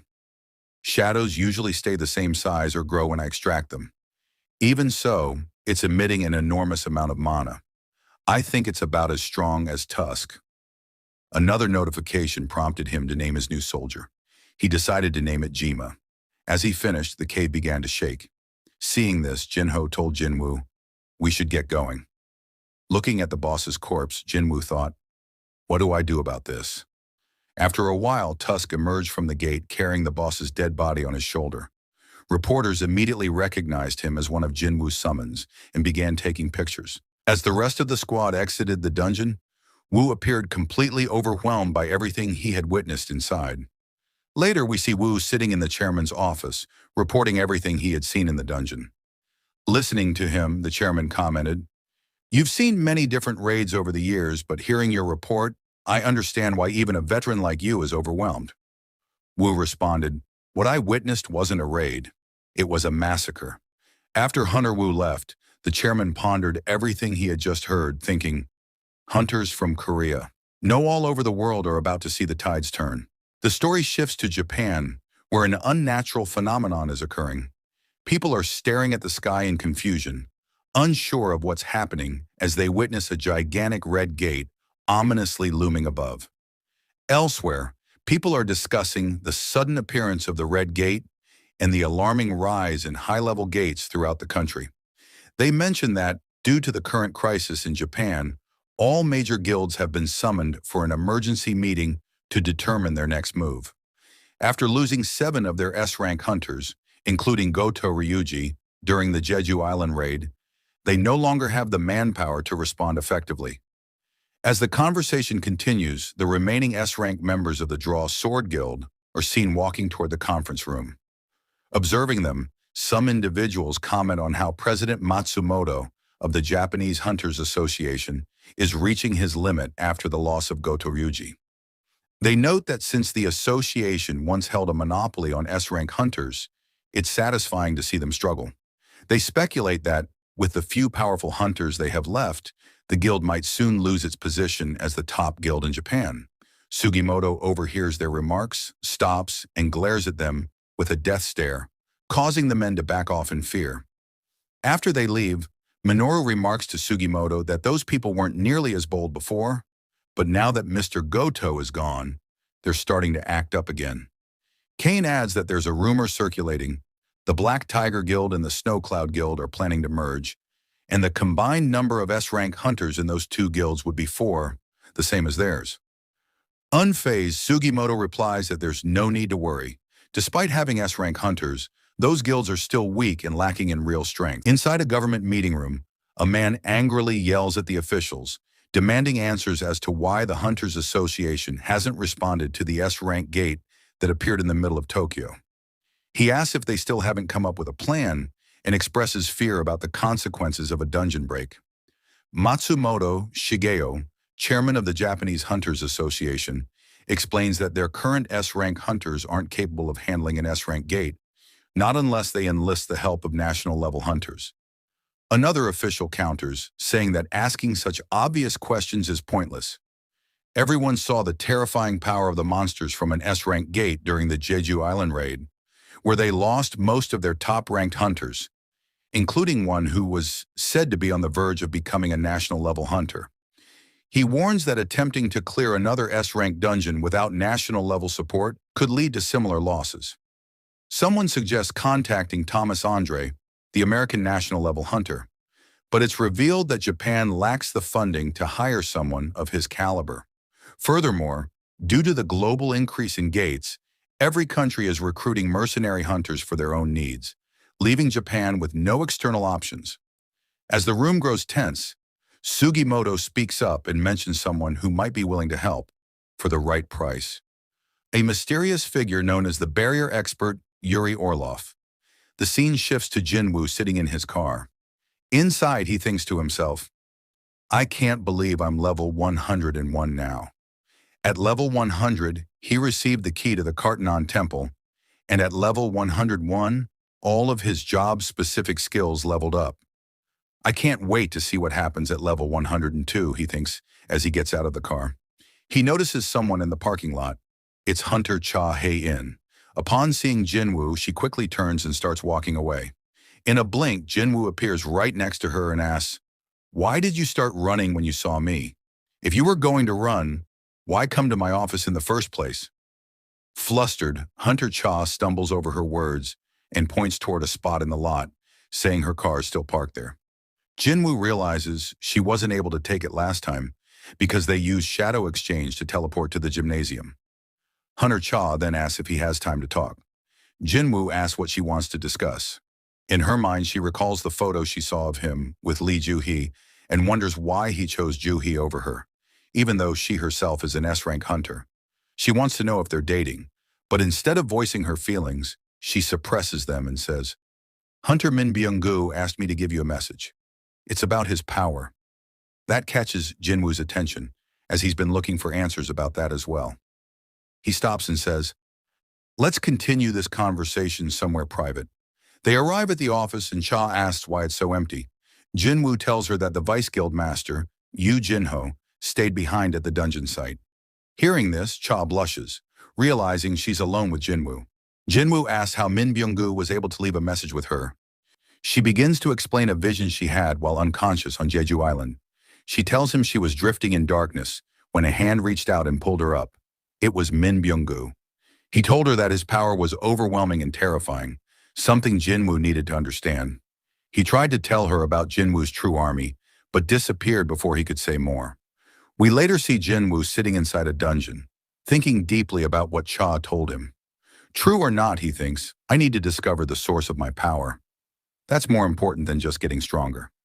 Sitting next to him is Jinho, who asks, Your summons can move on their own, so why do we have to go with them? Why not let them handle it while we relax? Jinwoo explains he can't always trust those idiots when he's not watching them. Jinho then asks about Jinwoo's sister.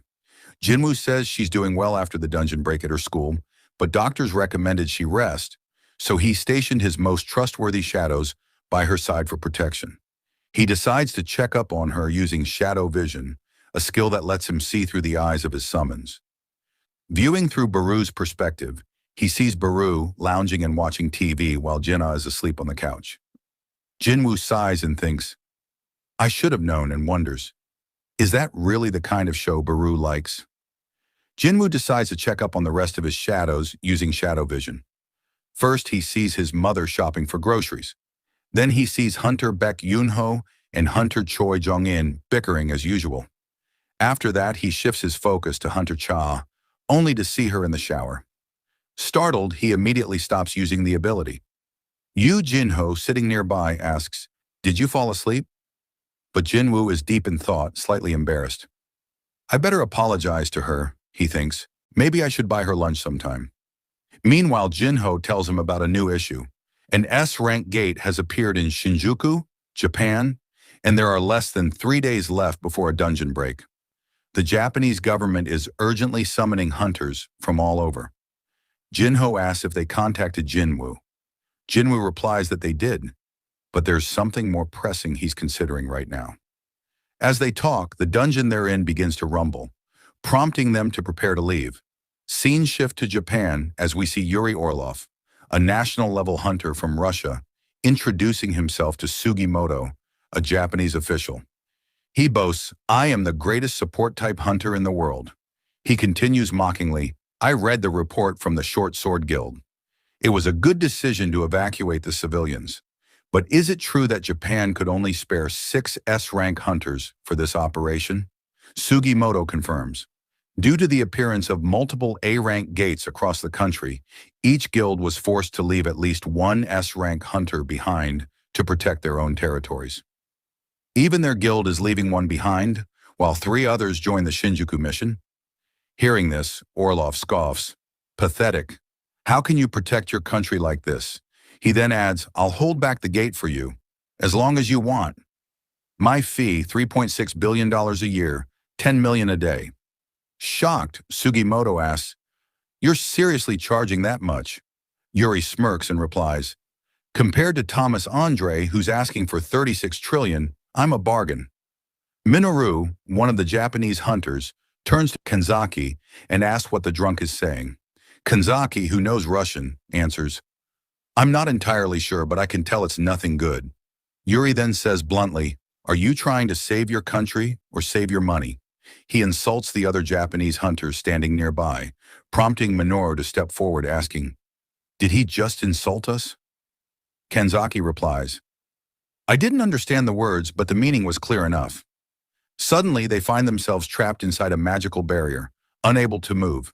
Yuri calmly says, "You won't be able to take a single step without my permission." Minoru struggles and wonders how an S-rank hunter like him could be restrained so easily. With a smug grin, Yuri turns back to Sugimoto, saying, "I'll stop your S-rank gate. I'll even let them go, free of charge. How about that?" Sugimoto, left with no better option, reluctantly agrees. "I've confirmed your abilities, but I need to make a call first." Back in Korea, we see Jinwoo getting ready to enter the double dungeon. As he prepares, his mother gently asks, "Your mother doesn't have to worry about anything, right?" Jinwoo smiles and reassures her, "Don't worry, I just have an appointment." Once the timer on the key runs out, its destination is revealed. The gate's location? Gina's school. Jinwoo quickly heads there. Upon arrival, he spots several Hunter Association agents standing guard outside the gate. He walks up to them and asks, "How long has this gate been here?" One of the agents replies, 3 days. It's just a C-rank gate. A Hunter assault squad entered it about 2 hours ago." Jinwoo immediately tells them, "You need to call them back. They're in danger. If they stay inside, they'll die." Without wasting time, he begins to enter the gate. "I'll return with the assault squad." Meanwhile, the assault squad has already made their way through the dungeon. They come to a halt in front of the boss room, but the door is locked. They try everything, including magic, but nothing works. As they're discussing what to do next, a voice calls out from behind them, "It's a trap." Startled, the squad turns around to find Jinwoo standing there. Suspicious, they ask, "Who are you? What are you doing in this dungeon?" Jinwoo calmly answers, "I'm a survivor of a double dungeon." One of the hunters suddenly recognizes him. "Wait, are you the new S-rank hunter of Korea?" Jinwoo nods and tells them, "This place is extremely dangerous. You all need to leave. I'll handle things from here." He approaches the door and sees a system notification. The gate to the Kartanon temple is currently locked. Please insert the key. Jinwoo takes out the temple key, thinking to himself, "This is different from the last time." As the door opens, the other hunters stare in disbelief. "How did he open it? It wouldn't even budge for us." One of them steps forward and says, "This dungeon was purchased by the Dragon Guild. It's their property. You have no right to order us around." The others echo similar thoughts. Jinwoo replies firmly, "I won't stop you. Anyone who wishes to enter the gate, please feel free to enter." One of the hunters steps forward and enters the room. Instantly, Jinwoo receives a system alert. An individual without the temple key has entered. Access denied. Suddenly, a stone statue comes to life and swings its massive sword toward the intruder. Just in time, Jinwoo grabs the hunter from behind and pulls him out of the room, saving his life. He looks at them all and says, "Every monster in this dungeon is like that. Are you still willing to enter?" Turning back toward the gate, Jinwoo instructs the squad, "Contact the Hunter Association immediately. Tell them a double dungeon has appeared." With that, he enters the boss room alone. The door slams shut behind him, sealing him in. As he steps inside, the room begins to light up. Dozens of stone statues stand silently around him, casting long shadows. Among them, a winged statue holds a stone slab with inscriptions. At the center of the room, an entity sits motionless, surrounded by the statues. Jinwoo steps forward and speaks to himself. "This is where it all began. I've returned, but it feels different now. I can feel it in my bones." Looking at the statues, he says, "These aren't monsters, nor are they living beings. They're just puppets. Puppets controlled by something or someone." He senses only one source of magic in the room and walks toward it, asking, "Won't you say anything? Why won't you answer me?" Suddenly, the winged statue comes to life and says, "At last, you have arrived." Meanwhile, in Japan, Yuri Orlov has just landed at the airport. As he's swarmed by the press, they ask how he plans to block off the gate. He explains that he'll use the same strategy he's used before, drawing a massive magic circle around the gate and pouring his mana into it, preventing anything inside from escaping. When asked if he can block off an S-rank gate alone, he admits he can't maintain a barrier by himself. However, the circle can draw mana from its surroundings. If large quantities of mana crystals are placed around Tokyo, the circle will absorb their energy. Over time, the barrier will strengthen and transform into a solid wall. Facing the cameras, Orlov confidently says, "I'm going to save your lives, so make sure you remember that." Chairman Go Gun-hee, watching the interview, comments, "I'm not sure if he can block an S-rank gate, but I'm sure of what will happen if he fails." He then asks Woo Jin-chul what Hunter Sung Jinwoo has been up to. Woo reports that Jinwoo is currently raiding gates in Seoul. He adds that the Ajin Guild has requested permits for all gates marked on a list. However, those gates are located in districts managed by the White Tiger Guild, Hunters Guild, and Fiend Guild, which may cause some friction. Despite this, the chairman gives his approval. Woo Jin-chul then excuses himself to take a call. The caller reports another gate appearing at a school recently attacked by orcs. While it doesn't seem serious at first, a double dungeon has been discovered inside. More importantly, Hunter Jinwoo has already entered it. Back inside the double dungeon, Jinwoo faces the moving statue, which breaks a stone slab and says, "I see you have finally made it this far." Seeing this, Jinwoo asks the creature if it's okay to destroy the stone slab, and whether it was the one who summoned him here. The creature replies yes, and Jinwoo asks if it is a monster. The creature responds that Jinwoo is asking the wrong questions. Instead of asking who he is, Jinwoo should ask about the identity of himself. The being then declares that the final test will now begin. "If you are still standing by the end of it, I will tell you everything." Jinwoo sees all the stone statues starting to approach. In response, he begins to summon his shadow soldiers, but the being snaps its fingers and says, "That won't do. This is a test, so cheating is not allowed. You're the only one I wish to assess. I don't care about your servant's abilities." A notification appears before Jinwoo. "You are no longer authorized to purchase potions or other items from the shop. You cannot use quest rewards or level up bonuses for status recovery. You may not leave this room until the final test is completed." Seeing this, Jinwoo mutters, "So this is how it's gonna be. I didn't think all the cards in my hand would end up being useless." One of the stone creatures swings its weapon at him. Jinwoo thinks, "I can still use my inventory. In that case, I'll defeat everyone with just my strength." Before the attack lands, Jinwoo grabs the sword mid-swing and breaks it in two with sheer force. He hurls one of the broken pieces at the creature's face, but it doesn't finish it off. As the creature begins pulling the shard from its head, Jinwoo charges forward and kicks it, driving the fragment deeper into its face. Seeing this, the other stone statues begin attacking, but Jinwoo is too fast. He dodges all their strikes, leaps into the air, and stabs one of them in the head, taking it down. He then notices a distant statue launching an arrow at him. Reacting instantly, Jinwoo slices the arrow mid-air with his daggers and kicks one of the fragments back at the archer statue, destroying its face. As Jinwoo continues taking down the stone creatures, he thinks, I've been waiting for this moment.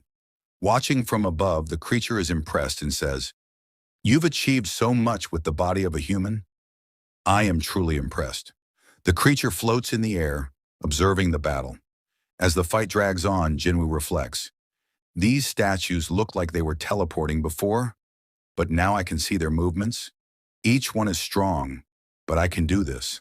The creature comments, truly impressive growth, but it's still too early for this test to end. Suddenly, Jinwoo hears a deep rumbling. He looks back and sees a massive stone statue approaching. It towers over even the powerful monsters he's currently fighting. The entity smirks, watching with anticipation.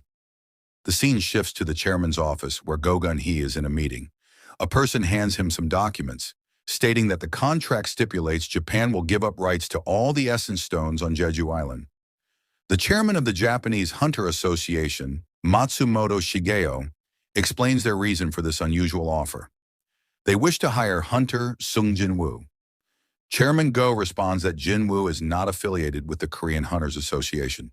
Matsumoto acknowledges this but states that what they want from the Korean Association is simply a meeting with Jinwoo, as they've been unable to contact him directly.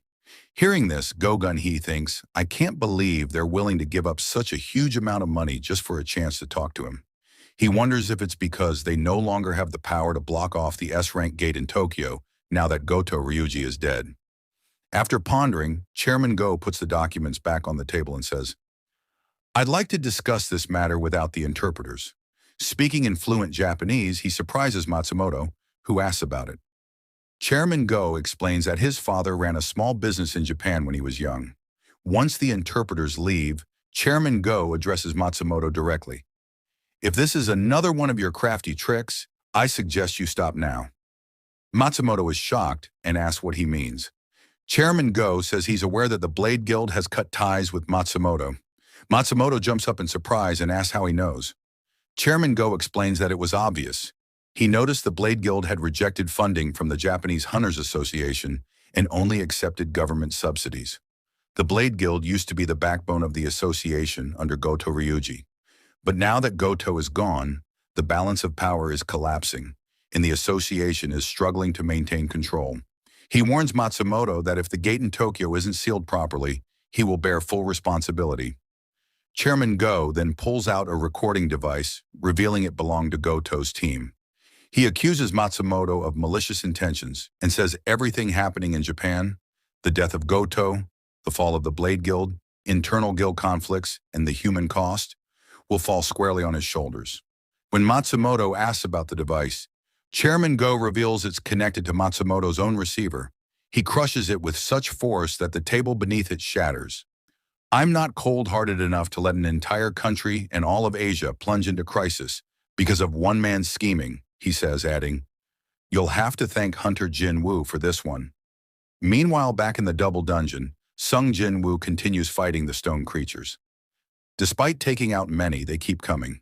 He notices the giant statue in the back with glowing eyes. It's preparing an attack. Realizing he won't dodge in time, Jinwoo uses Commander's Touch to lift some statues and forms a shield. However, the massive beam disintegrates the summoned soldiers and breaks through the barrier. Barely dodging the attack, Jinwoo thinks, I won't survive a direct hit, even at my current level. He decides to go after the larger statue first. As the statue lifts its foot to stomp him, Jinwoo dashes forward, dodging the blow and leaving a crater behind. The statue smirks, thinking it has crushed Jinwoo, until he reappears and rushes in again. The statue charges another attack, but Jinwoo uses Monarch's domain and his speed to get behind it. He combines this with Ruler's authority, realizing the gravitational force is stronger than before. He only used a small amount of mana, but it worked on a massive target. He launches an attack using mutilation, striking the statue's face with his Demon King's daggers, but to his shock, they barely scratch it. Frustrated, he switches to brute strength, targeting a crevice in the statue's head. He grabs hold and unleashes a powerful strike, which causes the creature to panic. Watching this, the winged entity says, I never thought he'd use that kind of attack against my marvelous creation. Meanwhile, Jinwoo is relentlessly punching the giant stone creature, pouring all his strength into one final blow. I'll show you what it really means to be level 103, he says. With that, he strikes the creature so hard it crashes to the ground. After taking care of the giant enemy, Jinwoo leaps down into the midst of the smaller stone monsters. They charge at him, but he uses Dominator's touch to slam them all into the ground, wiping them out effortlessly. As the room clears, Jinwoo turns his attention to the winged entity hovering over him. The entity applauds and says, "That was impressive." Jinwoo remembers the promise. This being was supposed to answer his questions. However, the creature declares, "The test isn't over yet. I'm still alive." Suddenly, an urgent quest notification appears. You must defeat the enemy within the allotted time. Time remaining, 10 minutes. Failing to do so will result in your heart stopping. The winged entity says, "I am the final test." Jinwoo asks who he really is, and the creature, with a smirk, responds, "I am the architect of the system." Are you satisfied with that answer? Outside the dungeon, Woo Jin Cheol arrives with 7 elite hunters from the Korean Hunters Association. As he nears the gate, he feels an overwhelming, bone-chilling mana radiating from it. He asks if others can feel it too, and realizes it's unlike anything they've sensed before. He checks with the team to see which guilds are on standby, and learns that the Hunter Guild is ready to raid. When asked about the 2 S-rank hunters, he's told that both Hunter Cha Hai-in and Hunter Choi Jong-in have agreed to participate. He orders them to join the raid, knowing how dire the situation could be. Inside, Jinwoo prepares for his showdown with the architect. The creature transforms its wings into arms and charges with immense speed, landing a powerful punch that sends Jinwoo flying into a wall. Without giving him a moment to recover, the architect continues the assault. Jinwoo manages to dodge and tries to create distance. The architect launches a barrage of punches, but Jinwoo blocks them all. "Impressive," the creature admits. "You're exceeding my expectations." He then punches Jinwoo in the face, thinking the fight is over, only to be shocked when Jinwoo charges back and delivers a brutal punch that knocks the architect back several feet. "I never thought I'd have this much fun fighting a human," the architect grins. "I never believed a human could be a worthy opponent." Jinwoo thinks to himself, "This guy invited me here as soon as I reached level 100. He probably thought I wouldn't stand a chance. But I can do this." He demands answers. Why did you create the system? Why did you choose me as its player? What's happening to this world? The architect lunges at Jinwoo again, saying, "Maybe you think you won't get answers if you kill me." Jinwoo tries to maintain distance, realizing that close combat is dangerous. He uses ruler's authority to fight from afar, but the architect counters with a massive explosion. Jinwoo realizes he can use the same skills I can. My ranged attacks are useless. The architect declares, "Whether you kill me or not, the answers have already been predetermined, since the moment I designed everything." He summons all the weapons in the room and hurls them toward Jinwoo. Jinwoo demands, "How did you design all of this? How could you give me this much power?" The architect calmly responds, "I didn't choose you. In fact, I was against it. I'm merely the architect and moderator of the player selection system." With 6 minutes remaining, Jinwoo knows he has no time left to stall. He resolves to face the architect head-on. The architect ascends and says, "I'll use my full power for the rest of this fight." He charges forward, but Jinwoo vanishes and reappears, dodging the flurry of attacks with supernatural precision. How are my senses getting sharper? Jinwoo wonders. I can sense every move he makes. He lands a clean strike on the architect's face. The architect is stunned. I'm using full force. How is he keeping up? He's even getting faster. Jinwoo slices off one of the architect's arms. The architect realizes this is a fake body, yet he can still make me feel pain. Looking at Jinwoo more closely, he thinks, so that's why he was chosen.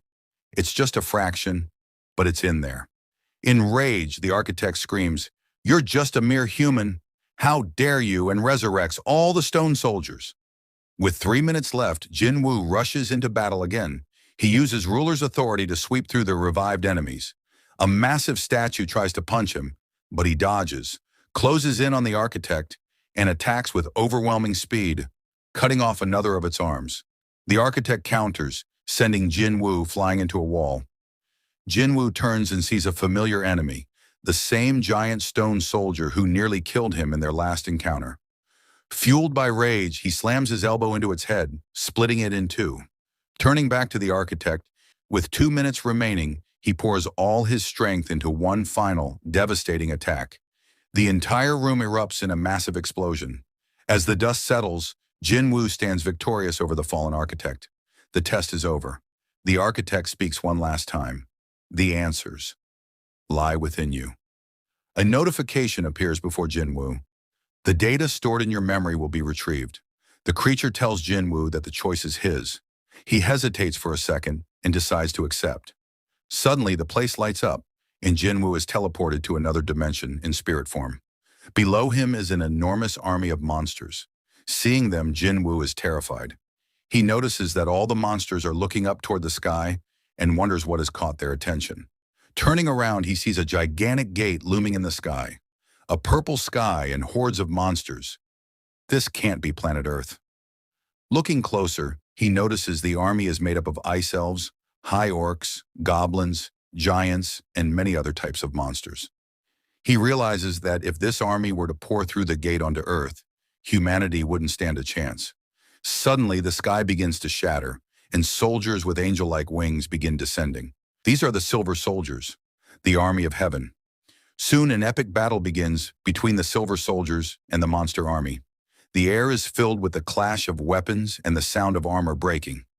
Blood stains the battlefield as war cries quickly turn into screams of agony. The Silver Soldiers are strong and are dominating the monsters. Just when it seems the battle is nearly over, the Silver Soldiers suddenly halt one by one. A new presence enters the battlefield. Jinwoo is shocked. It's the domain of a monarch. The mysterious figure begins using shadow extraction on the fallen monsters, raising them from the dead. Jinwoo realizes who this is, the Shadow Monarch. An immortal army is born from death.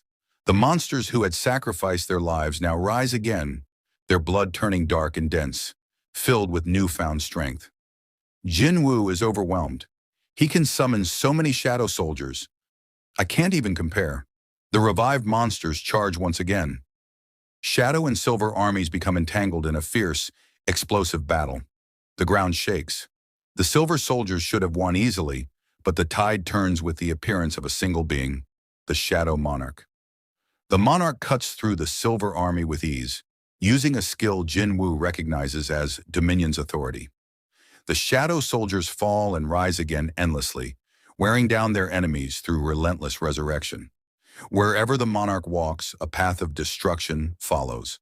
Victory seems imminent for the Shadow Monarch and his army, until they appear. Meanwhile, the scene shifts back to the double dungeon. Woo Jin-chul, Cha Hai-in, Choi Jong-in, and other hunters arrive. Sensing the enormous mana emanating from the chamber, Cha asks Woo if he's sure Jinwoo is inside. But something feels off. This mana, it isn't Jinwoo's. So whose is it? As they enter, they're shocked. Shattered stone statues and stone soldiers litter the room. Woo Jin-chul mutters, "It's all true. The statues and sculptures actually exist." As they look around, a voice speaks. "I don't recall inviting humans here. What an unexpected surprise." Startled, the hunters wonder if they imagined a monster speaking. But the architect reveals himself, commanding them to be silent. "How dare you disturb the king in his slumber?" They wonder, who is the king he's referring to? In the corner, they spot Jinwoo standing silently. Suddenly, some of the hunters are cut down as the architect speeds past them. "You strong humans will make excellent first offerings to the king." Back in Jinwoo's vision, portals begin opening and new armies march out. Jinwoo recognizes them. They are the armies of the monarchs: Queresha, the plague monarch; Baran, the demon king; Rakan, the beast monarch, and others including monarchs from clans like Rokan, Yogamint, and Ligia. Among them is a gigantic wolf, signaling the beast monarch's presence. They all come to a halt in front of the Shadow Monarch, and the stage is set. The final battle is about to begin. The scene shifts back to the hunters in the double dungeon, where they are trying to defend themselves against the architect and its soldiers. Choi Jong-in instructs the hunters to use everything they've got and move the wounded to the back. The architect ominously tells them, By the time my puppets collapse, anyone who is alive will have the great honor of witnessing the king's birth, if any of you survive. As the colossal statue charges, Choi orders everyone to take cover. He dodges the attack and counterattacks with a fireball to the creature's face. He tells the other hunters to use this chance to destroy the stone statues. Woo Jin-cheol prepares to strike and punches the statue, but is shocked to see it has no effect. Choi attacks again with a fireball, but his magic also fails to damage the creature. The guild members panic, realizing none of their skills are working. Choi concludes that they are out of options and must wake up Sung Jinwoo, thinking he is under hypnosis. He throws a fireball at Jinwoo, saying it's the only way to wake him. But before it reaches Jinwoo, the architect blocks it and springs at Choi, furious that someone dared to disturb the king's slumber. Choi is stunned and unable to move, convinced it's over for him, until Woo and other hunters stop the architect. Jinwoo, still trapped in a vision, witnesses a battle between the Shadow Army and all the demon clans. He observes that the shadows regenerate endlessly and thinks, if those had been my soldiers, I would have run out of mana by now. It's like he has a bottomless pit of it. Jinwoo wonders if the Shadow Monarch wasn't on the same side as the monsters, or if there was some internal conflict. After the battlefield is silent, littered with the bodies of fallen soldiers. The Shadow Monarch approaches the defeated leader of the demon clans and asks, "We had a chance to end this war today. Why did you betray me?" The creature responds, "It's too bad I was unable to get rid of you." The monarch, furious, demands an answer again, but the creature speaks in demonic tongue. Enraged, the monarch picks him up by the mouth and crushes his face with his bare hands. Even this isn't enough to kill the demon. The monarch stares into its eyes and thinks, where have I seen them before? Removing its helmet, he discovers it's Baran, the demon king. Shocked, he wonders what Baran was doing there. He begins to look at his hands in confusion, and we realize that it was Sung Jinwoo all along, the one fighting the demon clans and the silver soldiers. Jinwoo is baffled that he didn't realize this sooner. He notices a heartbeat inside his chest, then discovers he has two hearts, a normal human heart and a black one.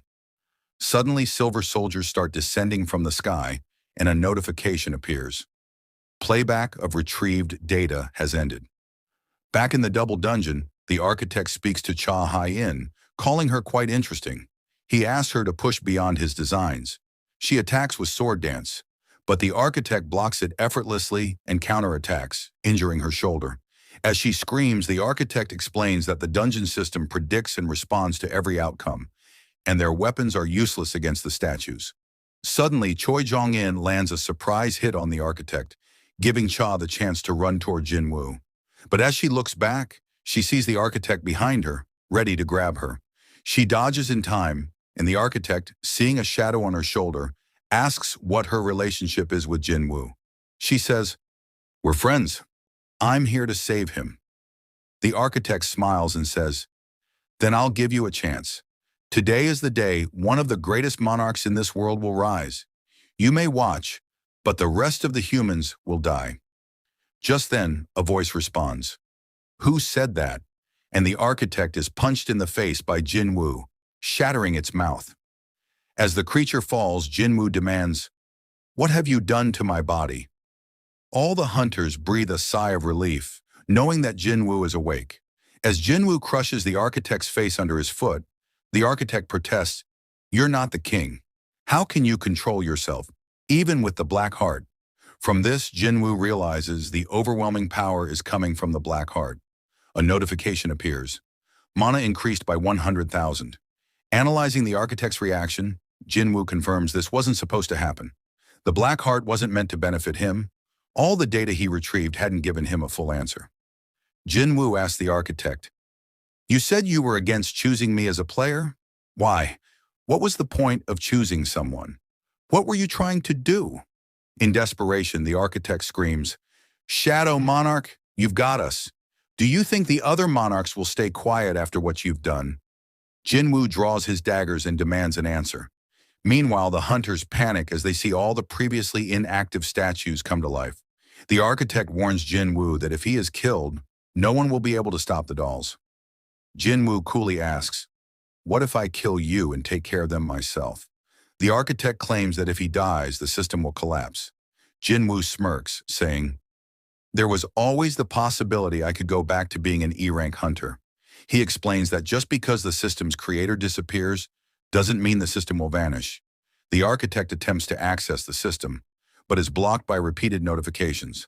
Access denied. Stunned, he turns to Jinwoo, who tells him, "I'm going to kill the system. I'll swallow it whole." Refusing to accept reality, the architect yells that it must be a system glitch. In frustration, he lunges, but Jinwoo slices him into pieces with his daggers.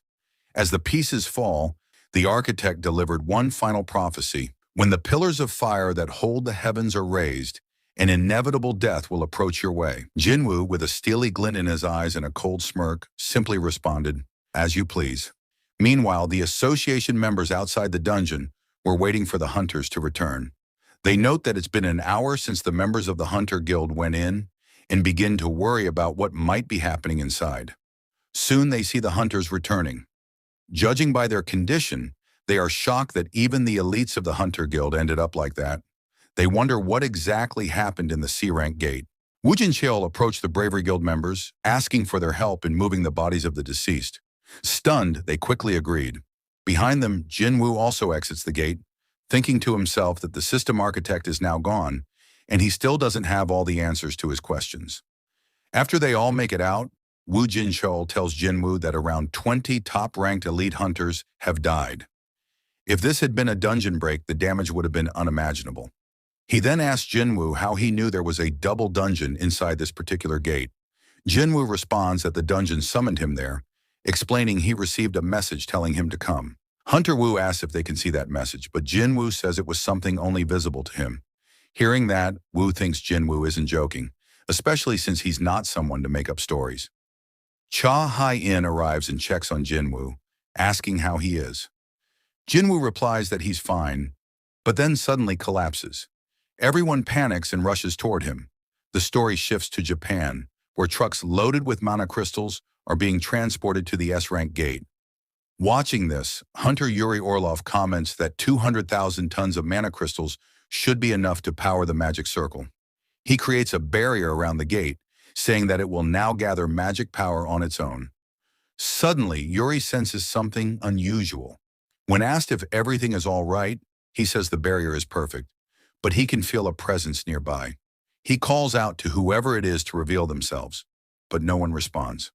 A man with him asks what kind of person would be bold enough to linger around a site that could experience a dungeon break at any moment.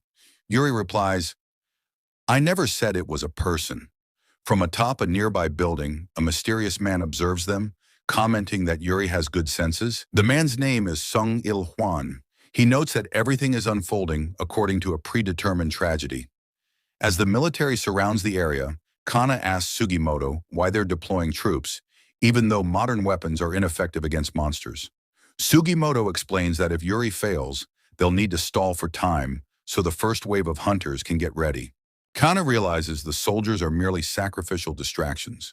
Sugimoto remarks that as long as they're on the front lines, they're not so different. Sugimoto's gaze remained fixed on the gate.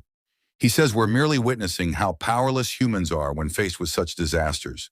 Meanwhile, Yuri Orlov is confident that if things go well, he can handle the S-rank gate alone. He adds that he'd like to be called the man who cleared an S-rank gate solo, but unfortunately, there's someone else more fitting for that title. He opens a bottle preparing to drink when the man behind him warns that it might not be a good idea. Yuri responds, saying he'll show him the best show he's ever seen. He takes a drink to calm his nerves. He asks how many S-rank hunters are on standby. He's told there are 15, then asks why the US didn't send any S-rank hunters for backup.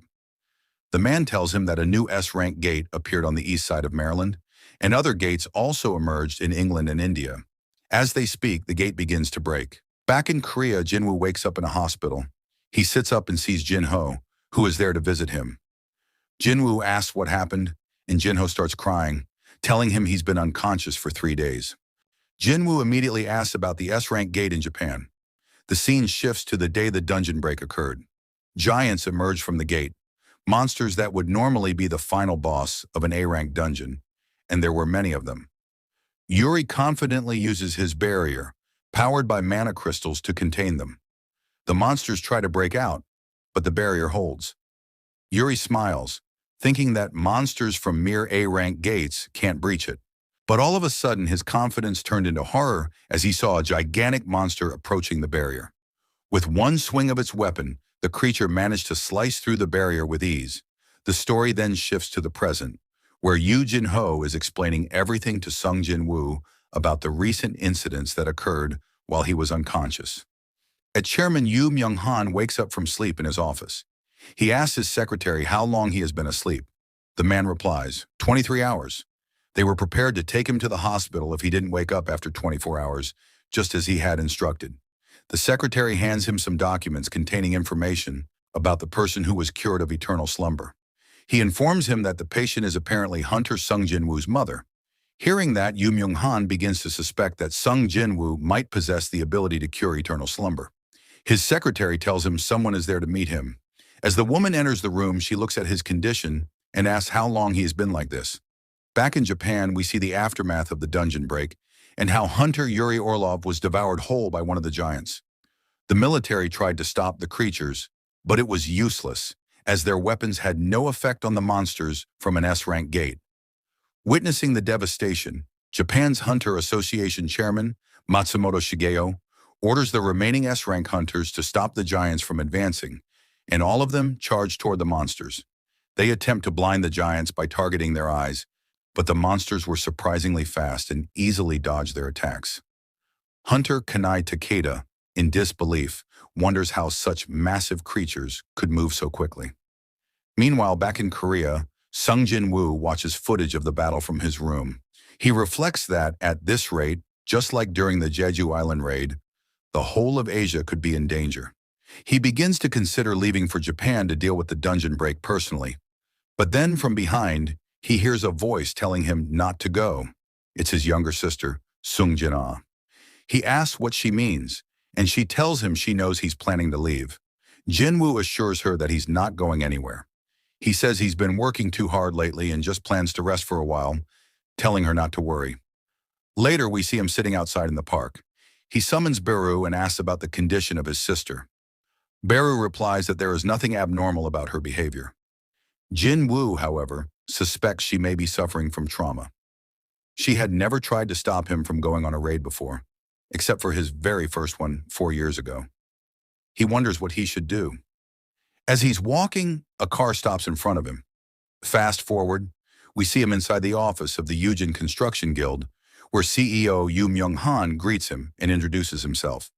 He places a blank check in front of Jinwoo, saying, "I'm not arrogant enough to believe money can't buy anything, especially when I'm speaking to an S-rank hunter. Please consider this a token of my sincerity." Seeing this, Jinwoo suspects whatever he's about to hear must be confidential. It's not something as simple as a guild invitation. He asks, "What do you want to buy from me?" Yu Myung-han reveals that he suffers from the same illness that afflicted Jinwoo's mother, eternal slumber. Jinwoo asks if Yu Jin-ho, his son, knows about this. Myung-han says that aside from his physician, only 3 people are aware of his condition. He explains that after searching for a cure everywhere, he discovered the only person to ever recover from the illness, Jinwoo's mother. He doesn't believe it's a coincidence and asks Jinwoo to help him, promising he will never forget his kindness.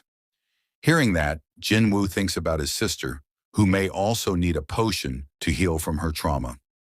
Fast forward to Japan, reporters are flying over the devastated city, documenting the destruction caused by the dungeon break. One of them expresses concern, asking what would happen if the giants decide to attack them. Another replies that they're safe as long as they keep their distance. This has been confirmed by multiple researchers and is considered trustworthy. They focus their cameras on the leader of the giants, noting that the largest one is the only one guarding the gate, while the others are spread out across the region. It seems to either be waiting for someone or simply protecting the gate. Only 2 of the 30 giants have been defeated over the past 2 days, and if they aren't stopped soon, the entire world could be in danger. Back in Korea, at Jinwoo's office, Yu Jin-ho is shocked to hear that Sung Jin-woo is planning to go to Japan. He tries to stop him, saying this situation is different from the Jeju Island raid. The monsters are far more dangerous and abnormal in size. Jinwoo tells him that if he succeeds, The name of the Ajin Guild will gain worldwide recognition. Still, he notes that even Jinho, who always trusted him, is now worried.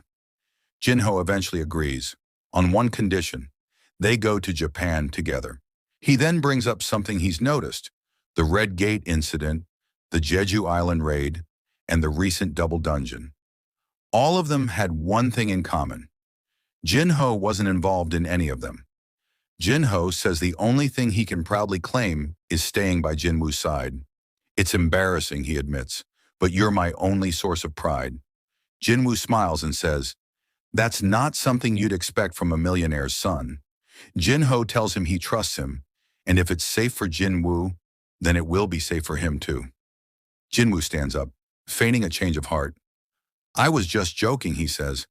Why would I go to Japan right now? He tells Jinho to head home. As he walks away, Jinwoo begins thinking about the architect from the double dungeon, someone who might be on his level.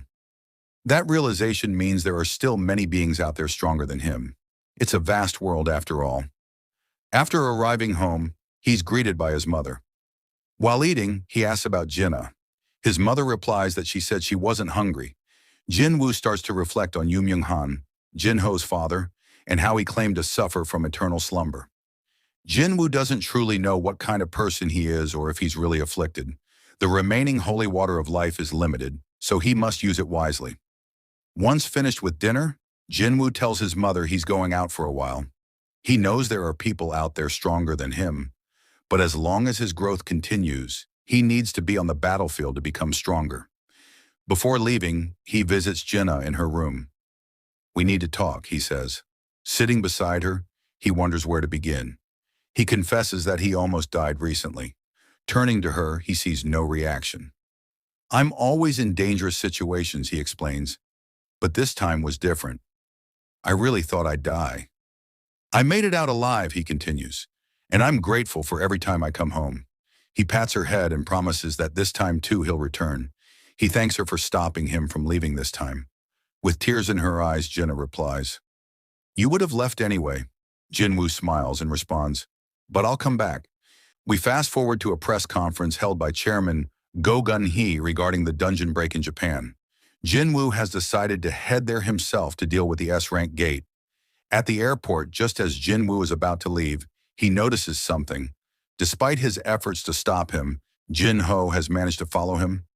Realizing there's no other way, Jinwoo reluctantly gives in. Together, they prepare to board the plane and face what lies ahead in Japan. The story shifts to Japan, where the military is trying to rescue survivors from the ongoing disaster. A soldier tells the civilians that there's only room for 3 or 4 more people, urging them not to waste time worrying about those who might not survive, as the giants are approaching. If they stay, they'll all die. He tells them to find cover, but as he looks up, he sees that the giants have already found their location. The soldiers open fire on the monsters, but their weapons prove ineffective. Just as one of the giants reaches toward the survivors, a giant trident pierces its chest, launching it several blocks away. As the lifeless giant lies among the rubble, the soldiers stare in confusion. Then they notice another monster-like figure. This one is protecting them. A man approaches, telling them to evacuate immediately because the area is no longer safe. It's Sung Jinwoo. At that moment, rocks began falling from the building and flying straight toward the citizens. But Jinho arrived just in time and shielded them with his large shield. Then, Jinho told Jinwoo that he would stay behind and help the survivors escape. Hearing that, Jinwoo prepares to take out all the monsters in the area. Alongside Jima, he charges at the creatures. The giants are no match for Jima's strength, and it takes out multiple enemies with ease. Seeing this, Jinwoo also jumps into the fight and slices one of the giants in 2 with a single swing of his dagger. The scene shifts to the Scavenger Guild in the United States, where some hunters are discussing Jinwoo's actions in Japan. One comments that Lady Selner didn't enhance Jinwoo's powers. Another scoffs, saying that even though he reawakened, every hunter has limits, and Jinwoo will eventually die at that level. They start betting on how long Jinwoo will last in this raid. As they mockingly discuss it, a voice interrupts from behind. Thomas Andre, the Scavenger Guild's guildmaster. He says he'd bet the entire guild building that Jinwoo will survive. Then he warns them to worry more about the S-rank gate that just appeared in their own territory. The dungeon break is tomorrow, and he wonders how many of them will survive that battle. Looking out the window, he remarks that Japan might have been fun, but tomorrow will be entertaining in its own way. Back in Japan, news outlets are broadcasting live footage of the city as Jinwoo's summons deal with the giants. A giant screams in agony as Ant King Baru's minions devour it alive. Another giant chases a small girl, who runs in fear. Just as the monster's about to catch her, a shadowy figure appears and slices off its hand. It's Igris, saving the child. As the giant reels in pain, it fails to notice Iron charging straight toward it. With a devastating blow to its head, Iron defeats the giant, slamming it into the ground. He proudly stands atop the corpse. Watching this, Igris sighs. Meanwhile, Jinwoo observes everything from afar, and seeing Iron in action, comments that Iron must be excited now that he's upgraded. He's relieved to see him doing a good job. A Japanese soldier then approaches and thanks Jinwoo. Not understanding Japanese, Jinwoo simply gives him a thumbs up and says, "You good, brave soldier." He then asks Jinho to help finish the evacuation. After everyone leaves, Jinwoo stands before the corpse of the fallen giant. Using shadow extraction, he prepares to add it to his growing army. Meanwhile, at the Hunter Association headquarters in Japan, officials inform Chairman Matsumoto Shigeo that the city is gradually being reclaimed from the giants. Hearing this, Matsumoto reflects that Goto Ryuji may not have been wrong. He recalls the eyes he saw at the airport. He's seen countless hunters before, but Sung Jinwoo is on another level. Unrivaled. He remembers their first meeting at the airport when Jinwoo and Yu Jinho arrived in Japan. Matsumoto greeted them and explained that the giants were advancing toward Osaka. He requested that Jinwoo focus on defending the city, thinking that even someone as powerful as Jinwoo couldn't possibly take down all the giants alone. While Jinwoo handled defense, Matsumoto planned to negotiate support from other nations. However, to their shock, Jinwoo declined the request. Instead, he boldly declared that he would defeat all of the giants by himself. The scene shifts to Jinwoo, who is contemplating names for his newly extracted shadow soldiers. He decides to keep it simple by numbering them from 1 to 5. As he finishes, Baru appears and informs him that another enemy has been eliminated. Jinwoo names that one number 6. Before moving on, he tells Jinho to rest for now. Jinwoo thinks to himself that things have been relatively easy so far. But this is only the beginning. His shadow soldiers continue sweeping through the country, annihilating the giants. These powerful summons even heal themselves after being defeated, making them nearly unstoppable. However, due to the S-rank gate's dungeon break, other portals have appeared, releasing lower-tier monsters that are also wreaking havoc. This has made simultaneous evacuation and suppression operations extremely difficult. Fast forward 7 days later, Jinwoo and Jinho are searching for remaining survivors and giants across the city. Eventually, they arrive before the massive leader of the giants, stationed at the gate. Seeing the size and destruction, Jinho sighs and mutters that everything's ruined. Just then, they hear a familiar voice. It's Miss Hoshino Hankawa, the interpreter who previously traveled to Korea with Gotoruji. Jinwoo asks her about the whereabouts of other hunters, but she explains that she's the only one left in Tokyo. The others are either dead or scattered. She adds that the giants have spread out across the country, but thanks to Jinwoo, most have already been annihilated. Now the remaining giants are being dealt with by hunters and Jinwoo's shadow soldiers. Jinwoo says that means only one remains, the giant guarding the gate. Looking around at the devastated city, he's reminded of the demon castle. He begins to wonder, was this destruction a model? Did the system architect design the demon castle to reflect a possible future? But the architect is already dead, and Jinwoo hasn't received any messages or visions since. Perhaps that was his real body. Regardless, Jinwoo resolves to prevent that future from happening. That's why he trained, to wield power unmatched by anyone. Turning to Hankawa, he says they're ready to move out. She informs him the other hunters haven't arrived yet, but Jinwoo assures her that they have. We then see Kino complaining about how annoying this all is, while Minoru tells her to be grateful. They're alive at least. Frustrated, Hankawa vents that Jinwoo and his shadows are pushing forward, dominating giants that Japanese hunters couldn't even approach. It feels like they're only here to clean up the leftovers, which is infuriating. As she speaks, Jinwoo's shadow army begins returning to him, and the area becomes dense with shadows. Finally, Baru appears and kneels before Jinwoo. Jinwoo asks, "Is it done?" and then praises them. He instructs Jinho to escort Hankawa to safety. Once they leave, Jinwoo begins using shadow extraction on the corpses of fallen giants, filling the field with towering shadow versions of the monsters. As his army grows in number and strength, he gives the final order. All soldiers, charge toward the final giant guarding the S-rank gate. As he gives the signal, all of his summoned shadows rush toward the creature, while Jinwoo chooses to observe the battle from a distance. The giant, sensing the incoming threat, prepares to fight and unleashes a powerful mana wave. Jinwoo is shocked as he watches the giant slice through countless shadow soldiers with ease. Observing the battle, he thinks to himself that the creature possesses incredible strength. It managed to kill 100 with a single swing. He remarks on its overwhelming magic power, even admitting that he felt an urge to flee from the intense and unpleasant pressure it exudes. He reflects that there are only two ways to rid oneself of such a feeling: run away and forget it, or eradicate the source entirely. Despite being vastly outnumbered, the giant holds its ground. The shadows can't even get close, and mana-based attacks seem useless. At one point, it casually catches a fireball with its bare hand and continues to tear through the attacking giants. When the insect-type shadows try to swarm its feet, the giant easily crushes them. Baru, enraged by the sight, prepares to join the fight, but Jinwoo stops him, saying it's not time yet. He thinks to himself that he has enough mana and needs to keep pressing until he finds the giant's weakness. He regenerates his fallen shadow soldiers, but even their solid blows do no visible damage. Jinwoo then realizes that the creature's magic power acts like armor wrapped around its body, which is why it's unaffected by physical attacks. However, he remembers it did flinch and block when a fireball nearly struck its face. That gives him a clue. He summons Kaisel and orders his strongest soldiers, Beru and Igris, into battle.